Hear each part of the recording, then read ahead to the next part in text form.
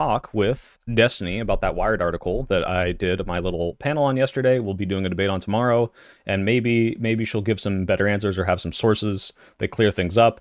Maybe Destiny will scream at her. I don't know. All I'm saying is I've got my popcorn. I'm ready. I'm entertained. I hope we can have a fun time here together. But how are you all doing? Let's check in. Let's see. I think it's about to start. Oh, yeah, here we go. Is it coming through?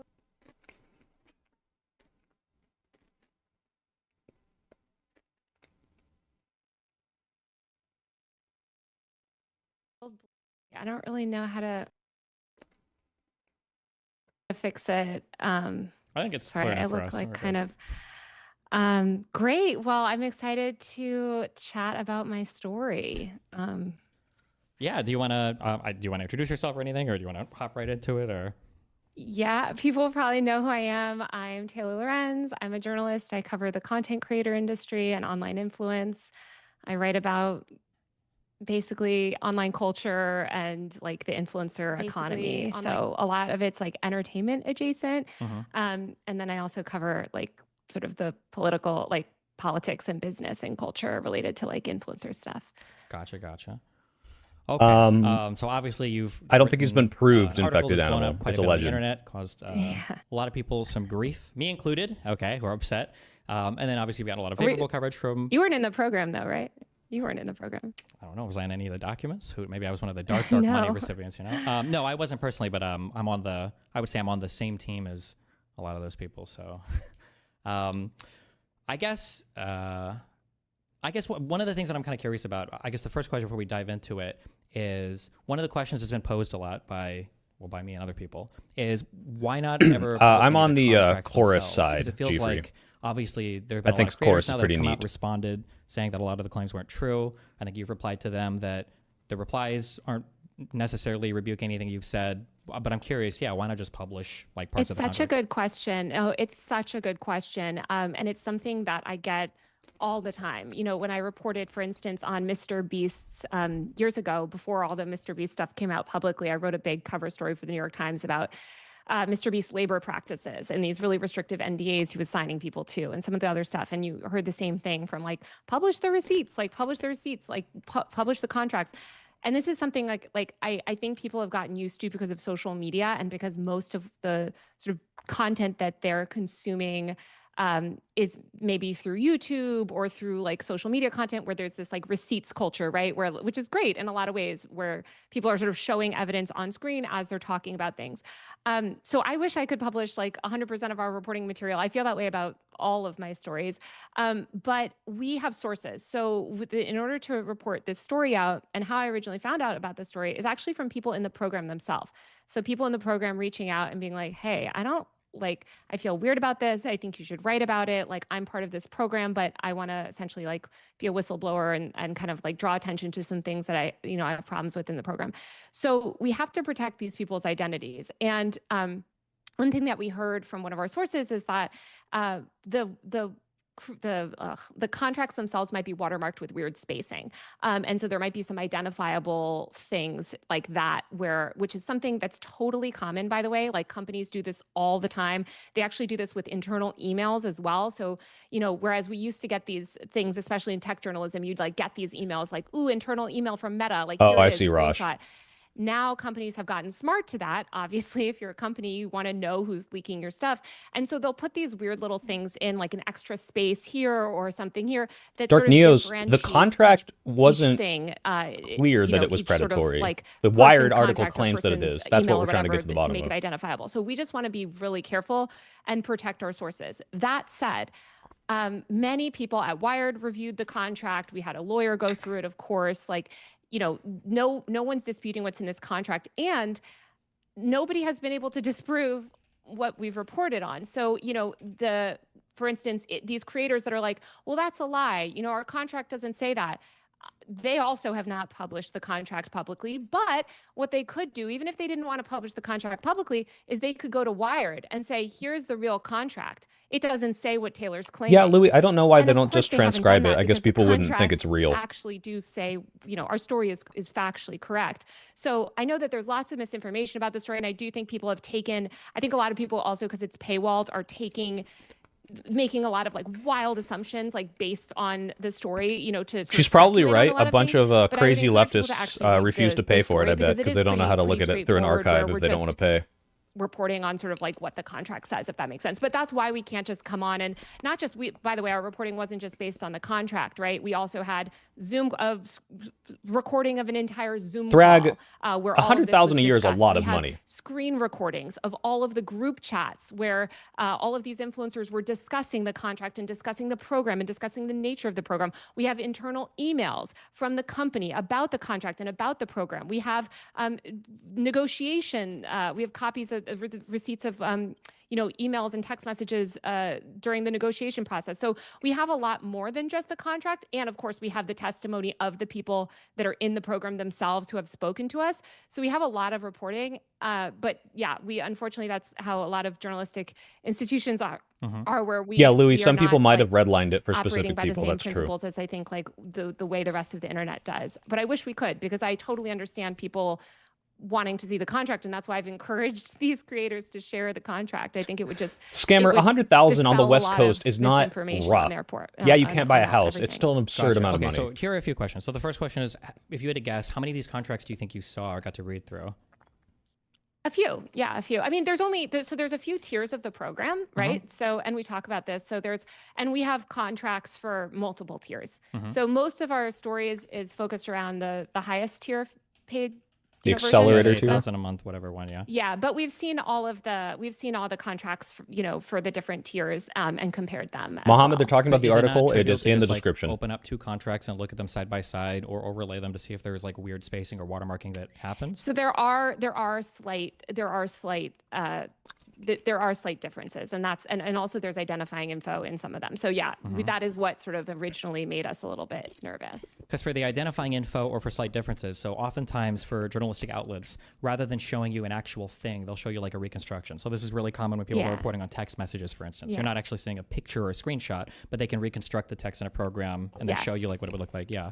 So I feel like a lot of things that would be put to bed for people's questions about some of the claims in this story is like just a reproduction basically of some of the clauses. I would in the love to do that. I actually have advocated Good this shit, for a long Zach. time. Good big. And it's so funny because this is something that people got really mad at me for previously when I said, like, I had a previous story about text messages and I was saying, why don't we just write the text messages? And we do in the story, right? We do reproduce the text messages. Yes, online scammer houses are too expensive, but the problem is that, not that 100,000 is not a ridiculous amount of money. I agree. I think it would be great. Unfortunately, we're not able to do that for whatever, this is ultimately editorial judgments. There's reasons why they don't show source material, but I agree. I would love that. I think for honestly, the burden of proof.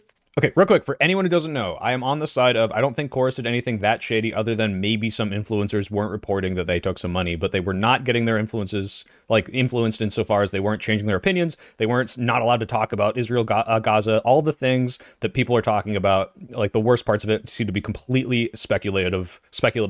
I'm going to see if Taylor can clear that up at all, but sidewise, I think this article was pretty misleading. At the very least, made a bunch of people believe misleading things. In chorus.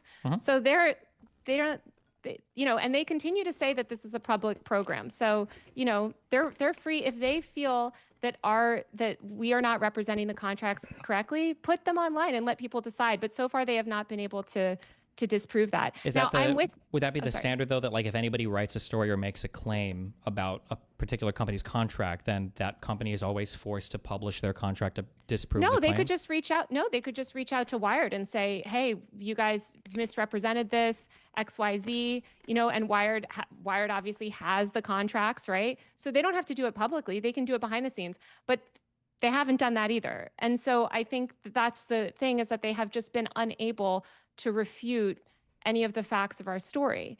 And I understand, it's frustrating for them, but the few, the bits of information that have come out have confirmed our reporting. But yeah, I mean, if they aren't going to do it privately and they aren't going to do it publicly, I don't know what else to tell them. But so when you say they aren't going to do it Go publicly, away, I feel like Blackbear. a lot of creators have come out and have there have been several claims, I think, that have been explicitly refuted by Brian Tyler Cohen, by David Pakman. Well, they can refute them, but they have no proof to refute. So they can go online every day and say that the sky is purple, or whatever they want to say.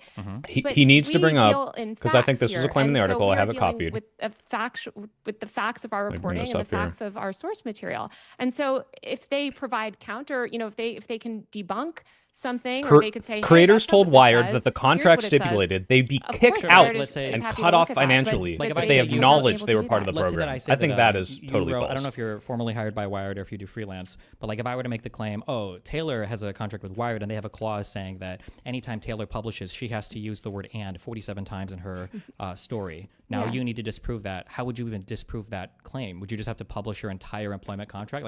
How would you disprove the claim that there's not a secrecy clause, or disprove a claim that there's not content direction given by the company? I don't even know how you would begin to disprove that claim beyond publishing the entire contract. What are you talking about? I think Brian Tyler Cohen just has different views on Gaza. I don't know if that's because of the money. Also, he wasn't taking money. He was a volunteer. Want to dispute anything in our story, they can reach out and they can say, hey, here's the proof that shows that this is false. But so far, they have not provided any proof that shows. The problem is, if it's wrong, if it's proof that they weren't influenced or weren't told what to say, it's going to be the same wording in the contract that they send that Wired already has, but Wired interpreted it wrong or in a way that is misleading. Not directly, in the sense that they have not proven anything false. And so I just don't know what to tell these people other than, this is months of reporting. We have, in addition to the co-founder, contract, all of these other documents that back up the facts of the contract. And that's why ultimately there are no corrections on the story. Now, is there a lot of false stuff around the story that people have taken our story and sort of speculated on things? Certainly. And I hope that we can get into sort of debunking some of that. But in terms of the facts of the story remain. And I think you'll note too, I don't know if you go by Destiny or Stephen on stream, but Stephen. Okay, sorry. One thing that they've attempted to do, since this has come out, a bunch of nonsense, right? Of course, they're going to make it all they're going to start conspiracy theories about me and stuff. But one thing that they've done repeatedly is make this claim, well, Chorus is public. Chorus is public. So we've always been able to talk about Chorus. Here's the website. Here's whatever. No one is disputing that, right? Chorus, I myself have written about Chorus publicly before. Right. There's an entire New York Times story by Ken Bensinger about Chorus that's public. So no one's disputing that Chorus is public. The unreported part and the stuff that our story focuses on is this funding system. And so that was the non-public part. And I think that is. Sorry, guys, I'm trying to click on the article so I can show that this. I don't think this part is true. Ethics of dark money, there is a debate around that. Some liberals feel that we should use dark money. Some liberals argue against it. That is a debate. But I think what most people would agree on if you ask the public, and certainly this is what I think. Just to be clear, it says right here, the program kicked off last month. Creators involved were told by Chorus, but the contract stipulated they'd be kicked out and cut off if they acknowledged they were part of the program, meaning they imply with this article that they were not allowed to talk about Chorus. About being part of a politically driven funding program, because that's just valuable for your audience to know. Just the way that, Stephen, if you were taking tens of thousands of dollars from some, I don't know, political effort or something, even if you say, look, they never gave us talking points, I don't have to disclose. You're right. You don't have to disclose legally. There's no legal I'm going to DM reason that you Destiny, have actually. to disclose. But, is it good for transparency to have this sort of non-public money flowing around our political media environment? I don't think it is. And so that is how some of these content creators felt as well.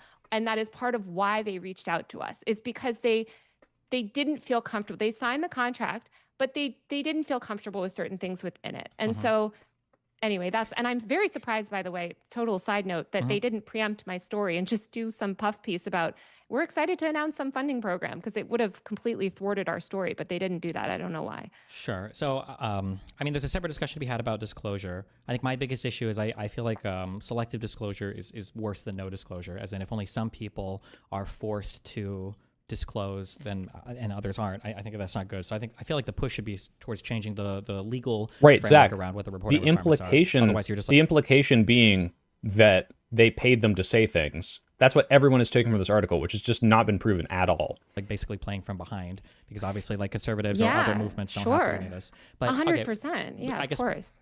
Circling back on the, I guess like a couple questions just to nail down something. So the first thing is, you said nobody from Chorus or from the 1630 Fund or anybody associated with this, nobody has reached out to you or Wired personally to have a conversation. Oh, they've reached out. Oh, not to me personally. They've reached out to Wired, but they've been unable to provide any facts that dispute our story. They've been unable to provide any evidence that disputes the fact of our story. But they've certainly responded. We incorporated their request for comment. I tried to reach them for weeks, right? And so as soon as we published the story, they gave us comment finally, and we incorporated that comment into the story. Right, I agree, Thrag. People should disclose if they think it's going to look bad when it comes out, because it will come out eventually. And then for the second part of that, so before this story went live, you're saying that you provided like full copies of the contracts to Wired's, I guess, legal team in order for them to go through to make sure that the claims in the articles comported with what they saw in the contracts? Of course. Yes, of course. Okay, so I guess like a couple clauses, because some people have released like parts of the contracts publicly that they've gone over, and maybe I saw it's like some on Instagram or some video a girl had on TikTok and Reels and everything. She's talking about the Allie video. So obviously, Allie O'Brien. I'm not privy to the entire thing at this point, so I can't speak to any particular clauses. So I'm curious if there are other things that you saw, because there were some things that just didn't seem to be based on the things that I was reading. One of the big claims I think that was made in the article was the idea that you had to funnel all of your independent contacts through Chorus if you're going to arrange for like a meeting. You had to loop them in. So you have to loop them in. So I think one thing that's interesting in that video that girl made, sort of disproving thing, number one, the email that she shows where she's reaching out to someone directly is from June 2nd, before the program even began. So it doesn't disprove anything. Now, you don't according to the contract, you were supposed to use Chorus Newsroom to book engagements. Chorus Newsroom is this like internal tool or whatever. That just means that you're supposed to use that for booking things with lawmakers. Basically, they want you to loop them in on things. That doesn't mean that that they have like approval or disapproval or whatever. It just means that you're looping them in.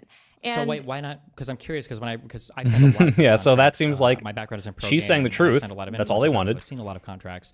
The language in the article was that creators in the program must funnel all bookings with lawmakers and political leaders through Chorus. That doesn't sound like looped in. That sounds like you're basically handing over your political contacts to Chorus for them to do. You are handing over your contacts, and that's what I think some creators were concerned about. Well, but then you're also not just handing them over, but that like they have to then set up all of the meetings and arrangements. Like if you're funneling something through somebody, you're not just right. Yeah, the Wired article makes it sound like you're doing it through their. It doesn't say you have to do that. I just want to state you don't have to do it through Newsroom. We're not making the claim that they blocked anyone from interviewing anyone, but I think this became but they would have the ability to, based on the article, right? They could block you. In Allie's video, she posts a piece of the contract, and the contract says, one, if you're booking stuff for Chorus stuff, you do it through the Newsroom thing. However, if you're doing it independently, disclose any personal engagements, not funnel them through their Newsroom booking thing. Don't know if they would or wouldn't do that. But I think the issue that creators expressed I'm just trying to clarify, because it's a big claim in the article. It's not would, but they could. If you have to funnel it through them, it seems to imply that they could block you from doing some content if you independently organized it, no? I mean, I don't know their systems, and I don't know if they would do that. I don't know. We didn't talk to anybody that had that problem. But the problem that the reason I think you're missing why creators had a problem with that clause, and creators that we spoke to had a problem with that clause, Stephen, because there's increasingly this problem really since the Democrats lost, but even through the election last year, where there's these sort of middleman type organizations that hoover up a lot of contact details and kind of insert themselves as middleman and get in between creators establishing these more direct relationships with these lawmakers' offices. And so I think some creators bristled, given what previously happened with Chorus one time, where they did this event, I can't remember, it was for some Trump address in Congress or something. They had a bunch of creators come, the creators created the content, and then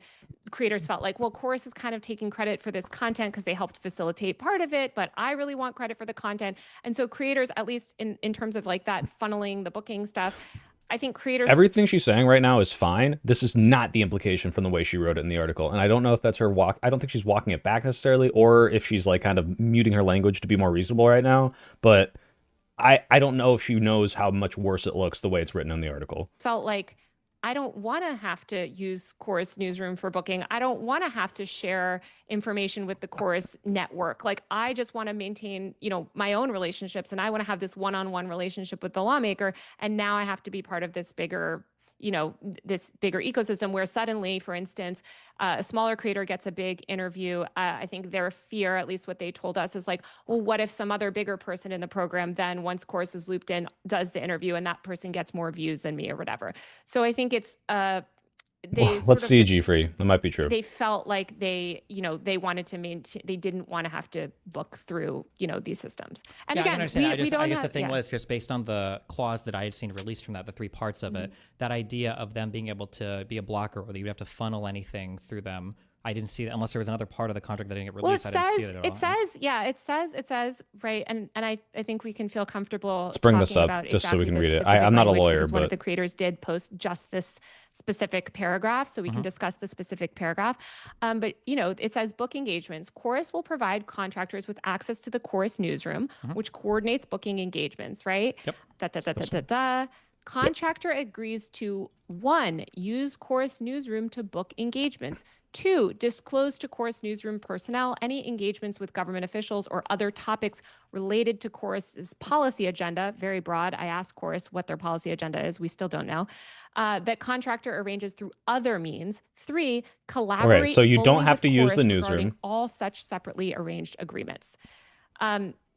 So, that to a lot of creators that spoke to us felt unnecessarily restrictive. This looks like you just have to loop them in. I'm my own person. I'm fine being but part the of this implication being you program, have to funnel it through them and they have their control system over to it book all these things is not with borne out. lawmakers. Why do I have to loop them in on things and sort of funnel my contact stuff through them? I don't want to give them my contact info. I don't want to have to loop them in because I'm worried that someone else from the network is going to big dog me and Destiny Chat is insane. Take my interview or do something else. So sure. I think so there are 2 things going on here. So one is from somebody that's been part of organizations and part of agencies and part of a bunch of other things. I think it sounds like Zach, I think there is the newsroom basically. I think this is a I hate the Democrats, I'm targeting the Democrats article. Yes, I do think there's like malicious intent behind it to make the Democrats look worse, not just to say dark money is bad and I care about that, because I do too. And she said as much to me. But I think this is also a hit piece on Democrats, in addition. Connect creators in the program to, I guess, like... lawmakers and things like lawmakers, that. policy wonks, whoever else, right? So I feel like it makes sense that if I'm going to, let's say that I host an org and I have like 20 smaller creators and I bring them, and I have them introduced to Bernie Sanders or whatever, if I have an arrangement set up to where after that meeting, Bernie Sanders' staff is going to get 17 emails from creators saying like, hey, we just met you. Can we also do our own one-on-one thing?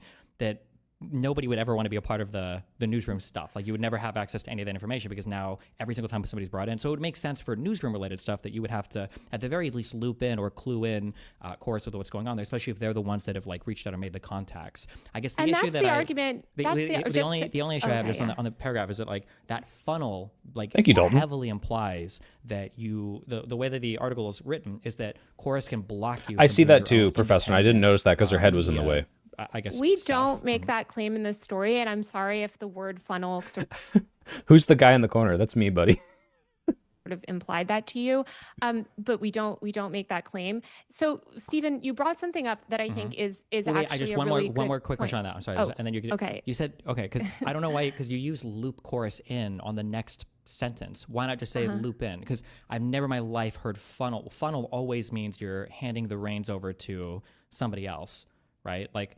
You are using their program to book it, but sure, I guess. But you could also book it on your own, right? Because the next sentence you have is that you can loop Chorus in on any independently organized engagements. Yeah, right. But loop in is not funnel. Those are 2 really different things, right? Okay. So wait, do you acknowledge those are 2 really different things? To loop somebody in versus to funnel it through? I personally don't interpret it that way, but if to be clear, in Taylor's defense, the first clause is funnel them in because you have to use the Chorus newsroom tool, and the second one is, but you can also not funnel them in. So it's one or the other. And if it says that in our article, let's just double check that. Funnel.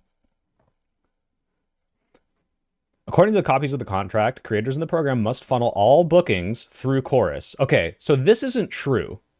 because it says, according to the contract, they must funnel all things through Chorus. No, because the second sentence says they can just loop them in if they want to do it independently. So these two things are contradictory. This is not, they must do this and they have to also loop them in. It's, if you're going to do it through Chorus, do it through the tool. However, if you do it independently, loop them in. So this is actually just not true. You want to interpret it that way, you're welcome to interpret it that way. I think, again, this is another reason why it would be really helpful for these creators that feel that maybe, hey, that word wasn't 100% right or something, that, you know, they can release the contracts and people can litigate the specific language. But I think what you brought up, which is the bigger point in all of this, is exactly the experience or the situation that you described, right? You have 17 creators. Oh, now these lawmakers are going to get 17 different emails, whatever. Maybe Chorus is providing this service where they're going to loop everyone in, or they're going to, you know, everyone's going to use this sort of one cohesive system and put it all sort of through one thing. So you're right? Like that there is an argument to be made for that type of system. And I've talked to a lot of lawmakers, especially on the Senate side. Okay, guys, I'm going to skip forward a minute because I'm DMing Destiny just in case I want to funnel something through him to tell Taylor, because Taylor's not going to look at my phone. Basically serving this very same purpose where they're sort of filtering creators, determining who gets access to lawmakers, et cetera, et cetera. And I totally understand from the lawmakers, you know, feeling that that's valuable. But more recently, and I talked to one lawmaker actually it's been a couple months ago, it was the White House Correspondents' Weekend.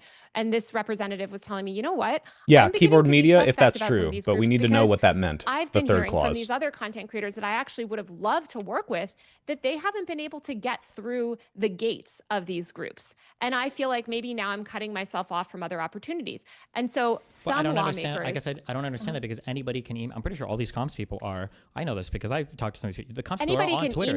Anybody can email. Course, so I don't know how you could ever get get inundated, and so they're not. What they mean is that these lawmakers, and especially the House, which has established a lot more, like, because there's so many of them, more of these sort of like middlemen. They just rely on the middlemen. So they're just like, you know what, we don't really take inbound. Now a lot more lawmakers are more open, especially people like Ro Khanna and others. They are becoming more open, where they're like, you know what? Shit, you're right. I'll do that next time. Thank you. I'll speed it up. For some stuff, but I'm also going to try to ensure that I hire staff that actually can evaluate these opportunities and even do more proactive opportunities to kind of develop our own direct relationship. And on the Senate side, Cory Booker has really done this, where Cory Booker himself has become Timber the kind Wired of has middleman. It, she has Cory's it, office has done and the people who signed it have it. No one's released the whole thing. Help educate other members on the Democrat side on the Senate of who content creators are, how to work with them, how to evaluate these opportunities. And Cory's office has created a lot of shared resources. I am part of the Illuminati. So they don't just have to rely on these like third-party companies, which also are making money, right? And they don't have to like worry about that. So I think it's just interesting. One of the things, I guess when I look at this, strategies evolve. We keep using the word middleman, but like there's a value that these types of course, organizations are providing to both the lawmakers undeniably. and to the streamers themselves. But it feels like when we talk about whether you want to say loop in or funnel or whatever, hold on. It seems like we're keyboard media. You can't say all things being equal, no reason to assume no editorial control. No, the claim is that there is editorial control, that they are being funneled. So you have to prove that, not, well, based on my understanding of this contract that I didn't sign, this is what they were doing. If you don't actually have proof of that happening, now it seems like some of the creators were worried that it could happen, but that's not what's happening. You have to assert that that is actually what happened. Thinking about this as though it's almost like predatory or it's preventing people from doing some things. But the reality is that Chorus is just protecting the business that it's in of being able to form valuable connections. Which totally, from a business standpoint, I understand that. And from a business standpoint, they want to also capture, like what they also want to do is make sure that people aren't going off, that people are in this program, right? And that they're off capturing, like, you know, say you're in this program and you have these people making this content that ends up really successful, you know, that Chorus wants to capture that and be able to put that in reports and stuff. So I understand it. I think what I found so interesting about this specific thing is that there are all of these discussions right now happening on the House and Senate side about, because again, they've all sort of just discovered influencers like in the last 6 months of like, how should we handle this? Should we rely on these outside agencies? How much power should we give them? How, you know, who can we hire internally? Is it the digital team? Is it the comms people who, you know, a lot of requests come through the comms people, but the comms people really only deal with traditional media. And so that's what like Cory's team especially has really on the Senate side tried to kind of like educate people about. And I think on the House side, it's a little bit more of a free-for-all. Yeah, so I understand all of that, I guess. I guess what I'm trying to say is that I think that when you read the article is almost completely overwhelmingly negative in regards to Chorus and its place and the connection they have between the influencer and Congress. But Chorus in this way is just functioning as like the same type of talent agency or rep that exists in ubiquitously it's across every interesting you single bring agency. up talent agencies and reps, Stephen. Yeah. Because these content creators, many of them also have talent agencies and reps. And so one drama that Chorus got involved in months ago was actually relation to exactly what you're just describing, which I think is what you're going to say is like, this is what talent agencies and reps are doing. Like they have social good, departments at WME or whatever, right? They can help set these things up. So Chorus, and not just Chorus, and we can use Chorus as like, Chorus is an example of, there's also like, there's lots of other sort of like Chorus copycat type agencies that have cropped up. Sure. These talent agents and managers have become so livid with these middleman agencies because the middleman, and I just say middleman because they are, I should just say agencies, the managers and agents are also middlemen, okay? It's middlemen against middlemen. Sure. But we have like these political groups where like, Stuart, Brian, Tyler Cohen, like they're very much from the political world, the people that started Chorus. And then we have the entertainment world. And the entertainment world, they, for a long time, have already been in this space. And suddenly the political world is like, oh, this is the live Destiny reacting to Destiny reacting. Hell yeah. We already have these relationships Me reacting with to Congress that. people. So you're seeing a lot of clashing where the management companies and the talent agencies feel like, hey, how dare you go off and represent our creators? Only we represent our creators. And then also confusion on the booking side where they're like, well, I reached out to Chorus, but should I reach out to UTA? Should I reach out to what? Like, it's just absolute chaos. And I think hold on. I feel like this is dramatically over exaggerated. There should be no chaos here whatsoever. So I literally have signed with UTA in the past. Like, exactly when you're signing with agencies like this, the contract they're giving you generally gives them, if you're serious talent, they have the exclusive right to organize any type of paid sponsor activation, whatever type of event like that. Right. Stuff that Chorus or these other political organizations cover. There might be some ambiguity there onto whether or not that would come under my UTA contract. But if I'm big talent or if I'm medium-sized talent, of course I'm just going to ask my UTA rep, right? I'm just going to shoot him an email or message him on whatever platform to say, hey, does this conflict with this contract? I don't know how this could be massive chaos. So it was chaos. So first of all, you're talking about a talent agent contract, which is different, of course, than a management contract. What the chaos is this is so far beyond the scope of the article. Many of these creators, especially if they're big creators, she's got them bogged down in the weeds, it seems. Political work. Some of these big creators, like, I mean, she's talking about a legitimate issue, but this is not what was talking about the article. I hate that Trump won, right? I do want to get more involved in politics. So they'll sign up with one of these third-party things, sometimes not even getting paid, right? They're not even part of the paid Chorus program. Maybe they just signed up for Chorus because they want. Yep, Tyler, she totally skipped over like the heavily negative part. Like, I don't know if she's just like walking it back or if she just doesn't want to talk about it, but like Destiny's accepting that I guess now we're talking about something that's not what the article has to do with. To do more stuff. And then the talent agents are coming in and being like, well, wait a minute. Like, we're the one to negotiate deals. We're the ones that have the exclusive right to sort of like represent you and negotiate opportunities for you and things like that. And so there's just this tension, which has, by the way, it's funny. We can talk about how the right has resolved. Like the right had a version of this also that they dealt with. But I think that it just shows that like there's just a lot of sort of kinks to work out in terms of streamlining this process. And as the Democrats work to leverage more content creators, I think that it's interesting for me as a journalist to write about these different strategies and the way that these things are evolving. And so that's why I'm interested in Chorus, and not just Chorus. I've reported on the other groups too, and I have another story coming out soon about a whole other similar group. But they're all sort another of hit piece coming, guys. We're in trouble. They're all jockeying for their own businesses and their own business interests, but also the lawmakers and the Democratic lawmakers that I've spoken to are also trying to figure it out. And they are sort of getting their sea legs. And so I think that covering this stuff is interesting. And if we want to look at the right, by example. Well, before I guess we move on to that. So like, I agree with what you're saying there. But the article, in my mind, like it just basically reads like a hit piece against Chorus. I don't see any of the redeeming or positive qualities. I think the only prescription I saw in the article when you quoted the whatever that person's name was basically that this group just shouldn't exist at all. Like no types of group like this should exist. A lot of these creators don't want any middlemen. So they don't want any But those creators don't need to have middlemen. They just don't sign with these groups, right? That's that creator has they do have other middlemen. I mean, but again, this is just but they have them. But I mean, then why are they signing with them? They don't have to unless they're being held at gunpoint to sign the contracts, right? Yeah. I think the thing that struck to me, and this is not really what we're talking about here, but I think like the main crux of the article is not any of this stuff. Like the main sort of thesis of the article is that they took undisclosed money, and to me that is something that people have a right to be concerned about. Is he going to bring up that Taylor's reporter org is paid by the 1630 fund? They are not the only ones, running these sort of influence campaigns, right? This has happened on the far right for years, although less so. They've gotten a lot more transparent. But like there's a lot of got more influence transparent campaigns because of the lack of rules around this. Like you said earlier, because the FEC is like out to lunch and there's no regulation basically in the influencer world.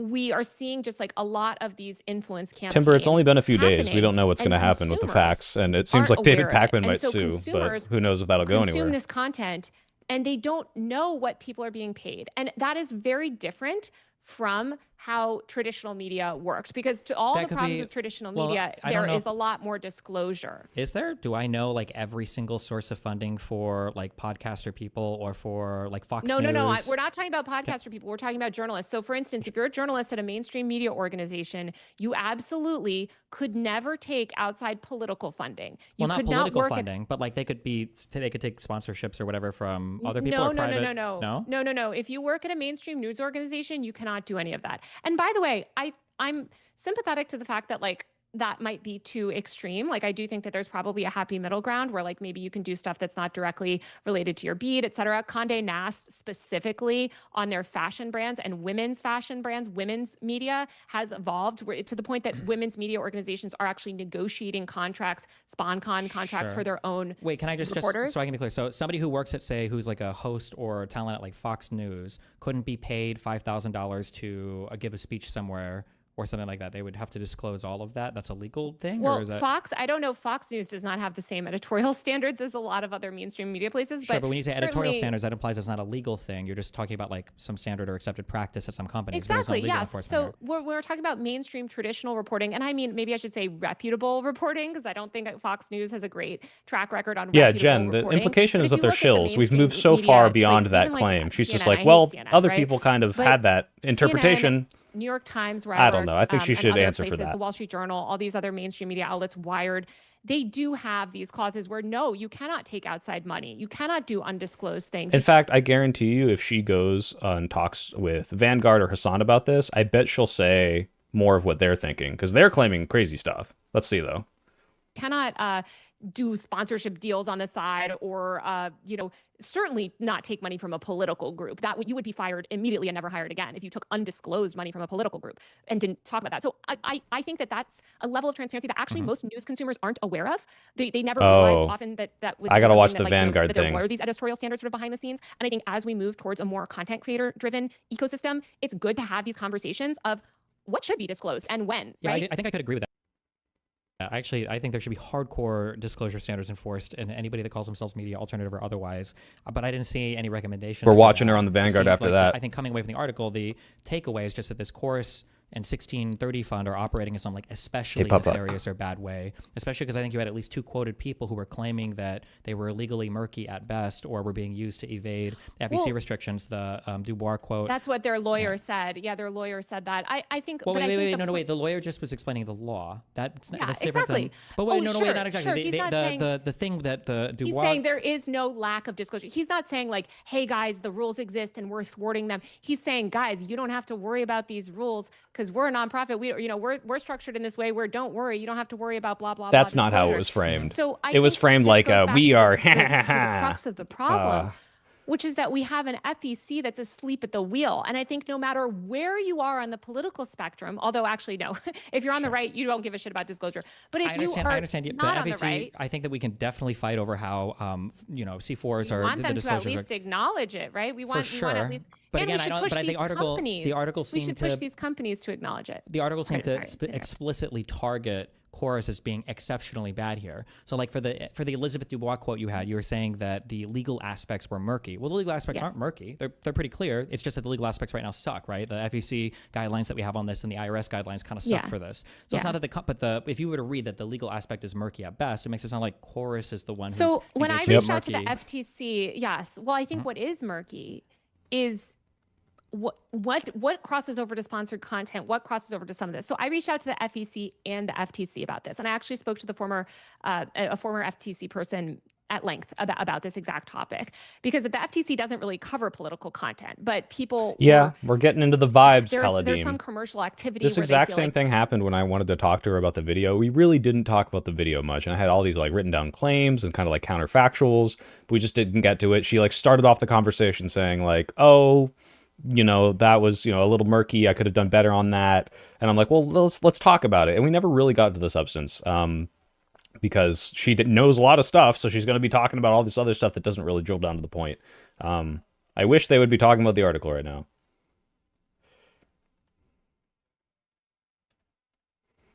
It can maybe some disclosure requirements can apply and all this stuff. The point is that like, I don't fault, or rather, I think a lot of creators in this program are well-meaning. And I've said from the beginning, I don't think it's necessarily helpful to go around doing a witch hunt of, hey, you took the money, you didn't take the money, you did this, goes, whatever. The reason that we have this story is because creators in the program themselves were uncomfortable with this. I think why is it then like because you painstakingly go out to like name creators and their platforms that are associated with it? Sure, we included the ones that are relevant, right? That we think people should know, and I wish that we could include more. If it were up to me, it would publish the whole thing. Yeah, but what's the point? Because I think people deserve know? to know. Well, I think people deserve to know who's getting money without disclosure, right? We want people to know who's getting money without disclosure. Sure. The disclosure is not legally required, though, and it's not. That's the problem. It's not legally required. But there's no argument to make it legally required. There's just a targeting of this particular organization acting like they're like in some special bad territory. Well, what this organization did is not value transparency. So there are other organizations similar to Chorus that do value transparency, that are no, nonprofits. Timber, real quick, I just want to show everyone this again. I think this is patently false based on what they were just saying. Based on those first two statements, right? The following initial outreach, creators expressed concern about some stipulations. According to the copies of the contract, assuming it's that clause that Allie showed, right? Creators in the program must funnel all their bookings with lawmakers and political leaders through Chorus, implying they have to use that tool, which is what she kept talking about. However, the second clause says they can loop them in if they independently organize. But it says they must funnel all the bookings through Chorus, and they also have to loop Chorus in. These are not contradictory the way she has written it. I think this is false. I think this is patently false the way this is written, or at the very least misleading. The space that value transparency, and they say, listen, we're running, ironically, we're running this this paid thing for this political, we're running this like political effort for whatever sort of political message they're pushing. We value disclosure. We want to make sure that you make it clear that you're, that you have a relationship with us or whatever. So a paid relationship. So I think what I would hope it is kind of a witch hunt then, though, right? Like if the goal is to out every creator involved in this particular thing, well, to witch hunt them out of this program, right? Not out of the program. What we want is these companies like Chorus to prioritize and center disclosure. And in fact, Stephen, what they have shown is that they continue to double down on lack of disclosure. They still will not publish the full list of creators. They still won't release these creators from their NDA. There are creators right now that want to speak publicly but are not able to. And there are creators desperate. I feel like so many people have gone live and spoken publicly about this. That seems hard. No, they haven't. They've gone live and they've spoken only in the way that they're allowed to about Chorus specifically, but they're not speaking publicly about the sort of the nature of these other programs, or sorry, I can't speak, the paid nature of the program. And so what I think that Chorus should do, just to be clear, there have been people who have literally made videos saying they get paid by Chorus, they're in Chorus. Now they have, yes, now they have, yes. But they're not talking about the aspects of the sort of non-disclosure. And that what I think would be valuable is for Chorus to say, listen, we value transparency. Timber, I don't know what you want. That's straight up wrong. As transparent as it should have been starting out. We want should have been according to you, right? Well, according to every ethics expert that we asked in media, and I think according to what the public expects from creators, which is a level of transparency where if you're going to take money from a political group for political purposes, we saw this part of the contract, and she read it out loud on stream, Scarecrow. And to help build a more transparent political media ecosystem, which I think we all want. If we're somewhat on the left, we want more transparent. Guys, involving someone can be looping them in. Telling them you have to funnel it through Chorus is what the article implied, okay? The article says, also, you can do this, implying, or also you must do this, implying both of those things must happen, but you do not have to funnel them through Chorus. You just have to let them know if you're independently organizing. So it's not true. Ecosystem in political media, say like, hey guys, you are free to talk about this. And that's what I'm saying. Like, I was surprised that they didn't announce the program because even now they still. Well, they have announced, right? Like, I think Brian Telecom and I think David Beckman months ago announced that they were starting this program, right? No, they didn't announce anything about the 1630 fund or any of the funding stuff. They announced that they were doing the public facing program. Sure, that's never been a secret. That's on the website. But this private paid program was not announced. Of course, now it's all public since I've reported on it. But didn't they have like the application thing like on the website? You could apply to join Chorus if you wanted to. You could apply to join the public thing, but that wasn't the same as this like paid thing, which is private. So of course they're soliciting creators for it. There's one creator in the story, right, who's quoted, who applied for it, who heard about it. It was spreading around, like creators themselves were sort of talking about it. Timber, it's not about them being legally binding. It's about what does the article say? What is the article saying, Timber? Is the article saying that they have to funnel it all through Chorus? Are people coming away from the article thinking a certain thing about what Chorus was doing that is not true because of the way it is written? Yes. Hence, it is a misleadingly written article. goal. I feel like the easiest thing would then just to be to publish the contract, which if you sorry, Devin, I don't want to watch the naked gun after this. I just watched it. I work for Wired, and unfortunately, they, that is their stance of not publishing the source material because they are concerned about, potentially identifying stuff. I'm with you, Stephen. Tell you explicitly on this story that you were not allowed to publish. That was Wired's decision and not yours. That you weren't allowed to publish the contract. We've made the decision that we're not going to publish the source material. Well, of course, I know you made that decision because it isn't published. But I'm asking, was it Wired that prohibited you from publishing it? I'm willing to go back and have a conversation with the lawyer about it again. But what I would say, Stephen, is that Brian Tyler Cohen is a stakeholder in Chorus. If he feels that this story is false, he could, we don't even have to do it publicly, right? He could go to Wired and say, here's the actual contract. Here's the proof that shows that the problem with this is that the lawyer already has seen the contract and thinks it means a certain thing that has been written in the Wired article already. So he can't just show them the contract because they've seen it and they'll say, no, this is what it means. Even though he says, hey, the way our lawyers wrote this, the intention is this, and we will never have never restricted creators this way. You're just speculating on what this language means. That's not going to dispute it. Factually, they have the same facts. It's their interpretation of the contract. Your story is wrong, and Wired would correct it. And Wired has not received any proof from any of these creators privately that it's wrong. And so Wired doesn't need to post like receipts or whatever to stand by their reporting. And what I would say to these creators is if you are going to continue to say that it's a lie publicly, then at least provide proof to the company privately to get a correction on the story. There's not a single correction on the story. And trust me, they would put a correction on the story. If we had proof myself, I hold myself to standards. Like I would love to see proof, that they like, hey guys, like all those contracts, everything else you got, all the Zoom meeting, that's all fake, whatever, like this is something else refutes it. Like, sure. But they haven't provided any of that proof privately or publicly. And I think that's because they don't actually care. I'm speculating here, but it seems to me that it's easier for them to respond to a story like this instead of making it about discussions around transparency. It seems to me that what they instead want to do is, or what they have done, is do all of these silly personal attacks accusing me of being friends with Tucker Carlson or other nonsense like this. I don't know if you've seen this online, but this is what Brian Tyler Cohen responded doing. And they've also been saying things that Brian are Tyler, I think he released a 5-minute video, and I think like 3 seconds of that was related to that. But the rest of that video was responding with substance. 3 seconds. Well, no, the rest of the thing was him refuting a whole bunch of the claims that were made in the article. He didn't show the contract on screen, which I guess is what he didn't show any proof of what it. Yeah, he didn't show any proof of anything that he claimed. He also but you also haven't claimed, shown any proof of anything that you're claiming either, other than I'm a journalist that published it in Wired magazine. If he wants to go, you also chose not to publish the contract. That was your individual decision. But again, it is published. My reporting is published in Wired. You're right. I could have gone on Twitter months ago and said, hey guys, scoop twitter.com. I'm going to publish receipts. Like this is what a lot of people are used to. Sure, you keep saying receipts like it's a social media term, but that's not true, right? If you're going to no, absolutely, there are absolutely stories that are published where tons of information is released publicly. Sometimes the source material is released publicly. Sometimes in certain instances. I don't know why they don't just redact the contract with names out. But in an instance where you've received multiple contracts, we can compare the contracts one to another to verify that the language is unique from one to the other. You very easily can publish an entire contract without damaging any individual creators, right? No, so what we can't confirm, Stephen, and this might be what you're getting stuck up on and confused on, is that we can't confirm, we just can't confirm. We haven't seen the rest of, we can't confirm what is identifying and what is not unless we saw all the contracts, right? We just don't know. And there's no reason for us to do that when our reporting has not been challenged. Hold on. She can't confirm that every contract looks the same, obviously, but the contracts that she's reporting on are because some people in the cohort sent them to her. So she should release those contracts that would otherwise verify that is what it says in the contract, because that's the claims that she is making. I don't have a contract, Scared Crow. I want one. I applied. Our reporting they have was challenged the reporting. They just haven't published their contracts without any yet. Facts. Without. Well, yeah, but I mean, like, if somebody says a thing, somebody can refute a thing without publishing a thing either, right? I mean, Stephen, what you're arguing is something that a lot of people on the right argue, which is that unless you publish this source material in the way that I like it, why should I believe anything on Wired.com has any editorial standards? Why should I believe the Wired lawyers, the Wired fact checkers, the Wired editors, the Wired reporters? Why should I believe any of that? I'm not going to trust any of that. I'm only going to trust... No, Timber, I said redact the sources, not post it bland. But I think that's a great like redact the names. And that there are a lot of companies that do publish a lot of the source material, right? I'm pretty sure or recreate it, which is a thing. Changed their standards to that where they don't do conversations on background anymore. They assume that everything is on the record when they're interviewing people, and I think they make that explicitly clear when Wired is communicating with people. With spokespeople, that might I can't help you because Wired there's a really easy thing. All you do is publish the contract, and then that makes everything abundantly clear. It's like, okay.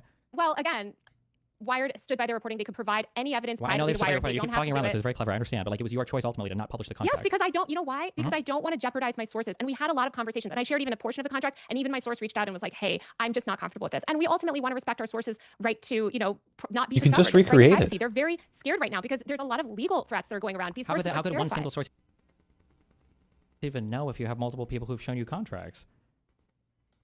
One single source know what? How could one single source reach out to you saying they were uncomfortable about some provision of the contract that was shared if multiple contracts have been shared with you guys? How would they even know? I don't understand what you're asking. You said that you published something in your article and somebody reached out to you saying they were worried about what you'd published. No, not in the article. I posted a small sliver of a screenshot of a clause in the contract. And I heard from one of my sources that was like, hey, I'm really scared because they're doing this legal, we're scared of getting sued. I just want to make sure that you're not going to share the contract because again, the conditions that they shared it under is that it would not be posted all publicly on the internet, that we would report on it and we would use it for reporting material. Yeah, Zuri, of course I would. On twitter.com, which is the agreement that I made when I reported on this Not story. Change the language though, just retype it. It with them. Maybe I will try. I've actually, like I said, I have fought so hard. It's ironic that you're pushing me on this because Stephen, trust me, I have fought in every institution that I'm at to share more source material. I don't know if you remember my interview with Libs of TikTok. That interview was actually in the context of a 3,500 word story that I wrote totally separately that I think I'm aware of that, Zuri, but you can publish the things that are reported on in the article without revealing the sources.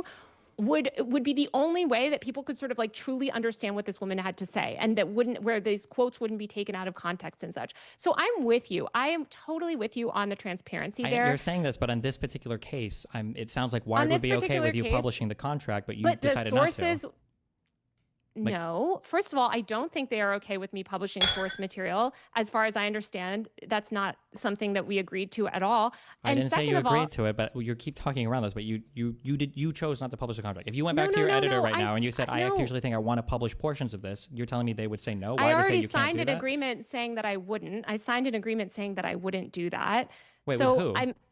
With Wired, that I agreed to report this stuff exclusively for Wired. That's agreeing to report it exclusively for Wired, that you would give them the scoop on something. It's not the same as agreeing that you wouldn't publish any of the source material. No. Stephen, please.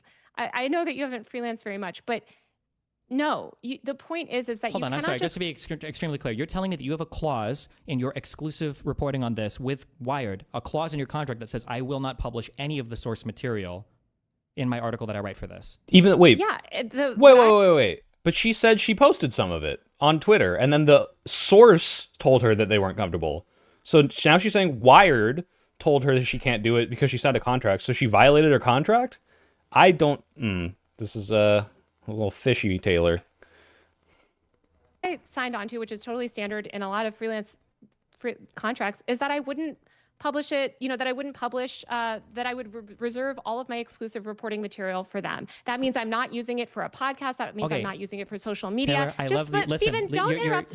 I've signed a lot of these contracts and you're doing this game. You're doing the game. If you keep interrupting me, we're not going to have a conversation. Are you going to let me finish speaking or are you going to keep interrupting me? Please let me finish my thought before you interrupt me. It's getting spicy. There are many reasons why we're not publishing this material directly. All I can tell you, you don't agree with many of them, and you can litigate them with me all day and do debate stream, whatever. It is ultimately unproductive because the result is the same, which is that I am not publishing the direct source material. Now, people can choose before you interrupt and freak out. Okay? She said she posted a sliver of it already. I don't trust Wired. I don't trust their fact checkers. I don't trust their legal team. I don't trust whatever. I'm sympathetic to that because people don't trust the mainstream media. But what I would say to those people is that Wired does abide by standard journalistic practices. And if Brian Tyler Cohen or any of these other people had provided information, not publicly, but reached out to Wired with information that counteracted the facts of the story, or reach out to me with information that disproved the facts of the story, there would be a correction on the story. And again, this is so silly because the facts of the story, there's very little factually incorrect things. It's mostly, in my opinion, misleading. So you can take the facts and say, hey, they did this thing. Isn't this shady? For example, if we look at the article and see this guy saying, let's see, you don't have to worry about that, I believe it was. They were talking about this Wilson part of it. Here we go.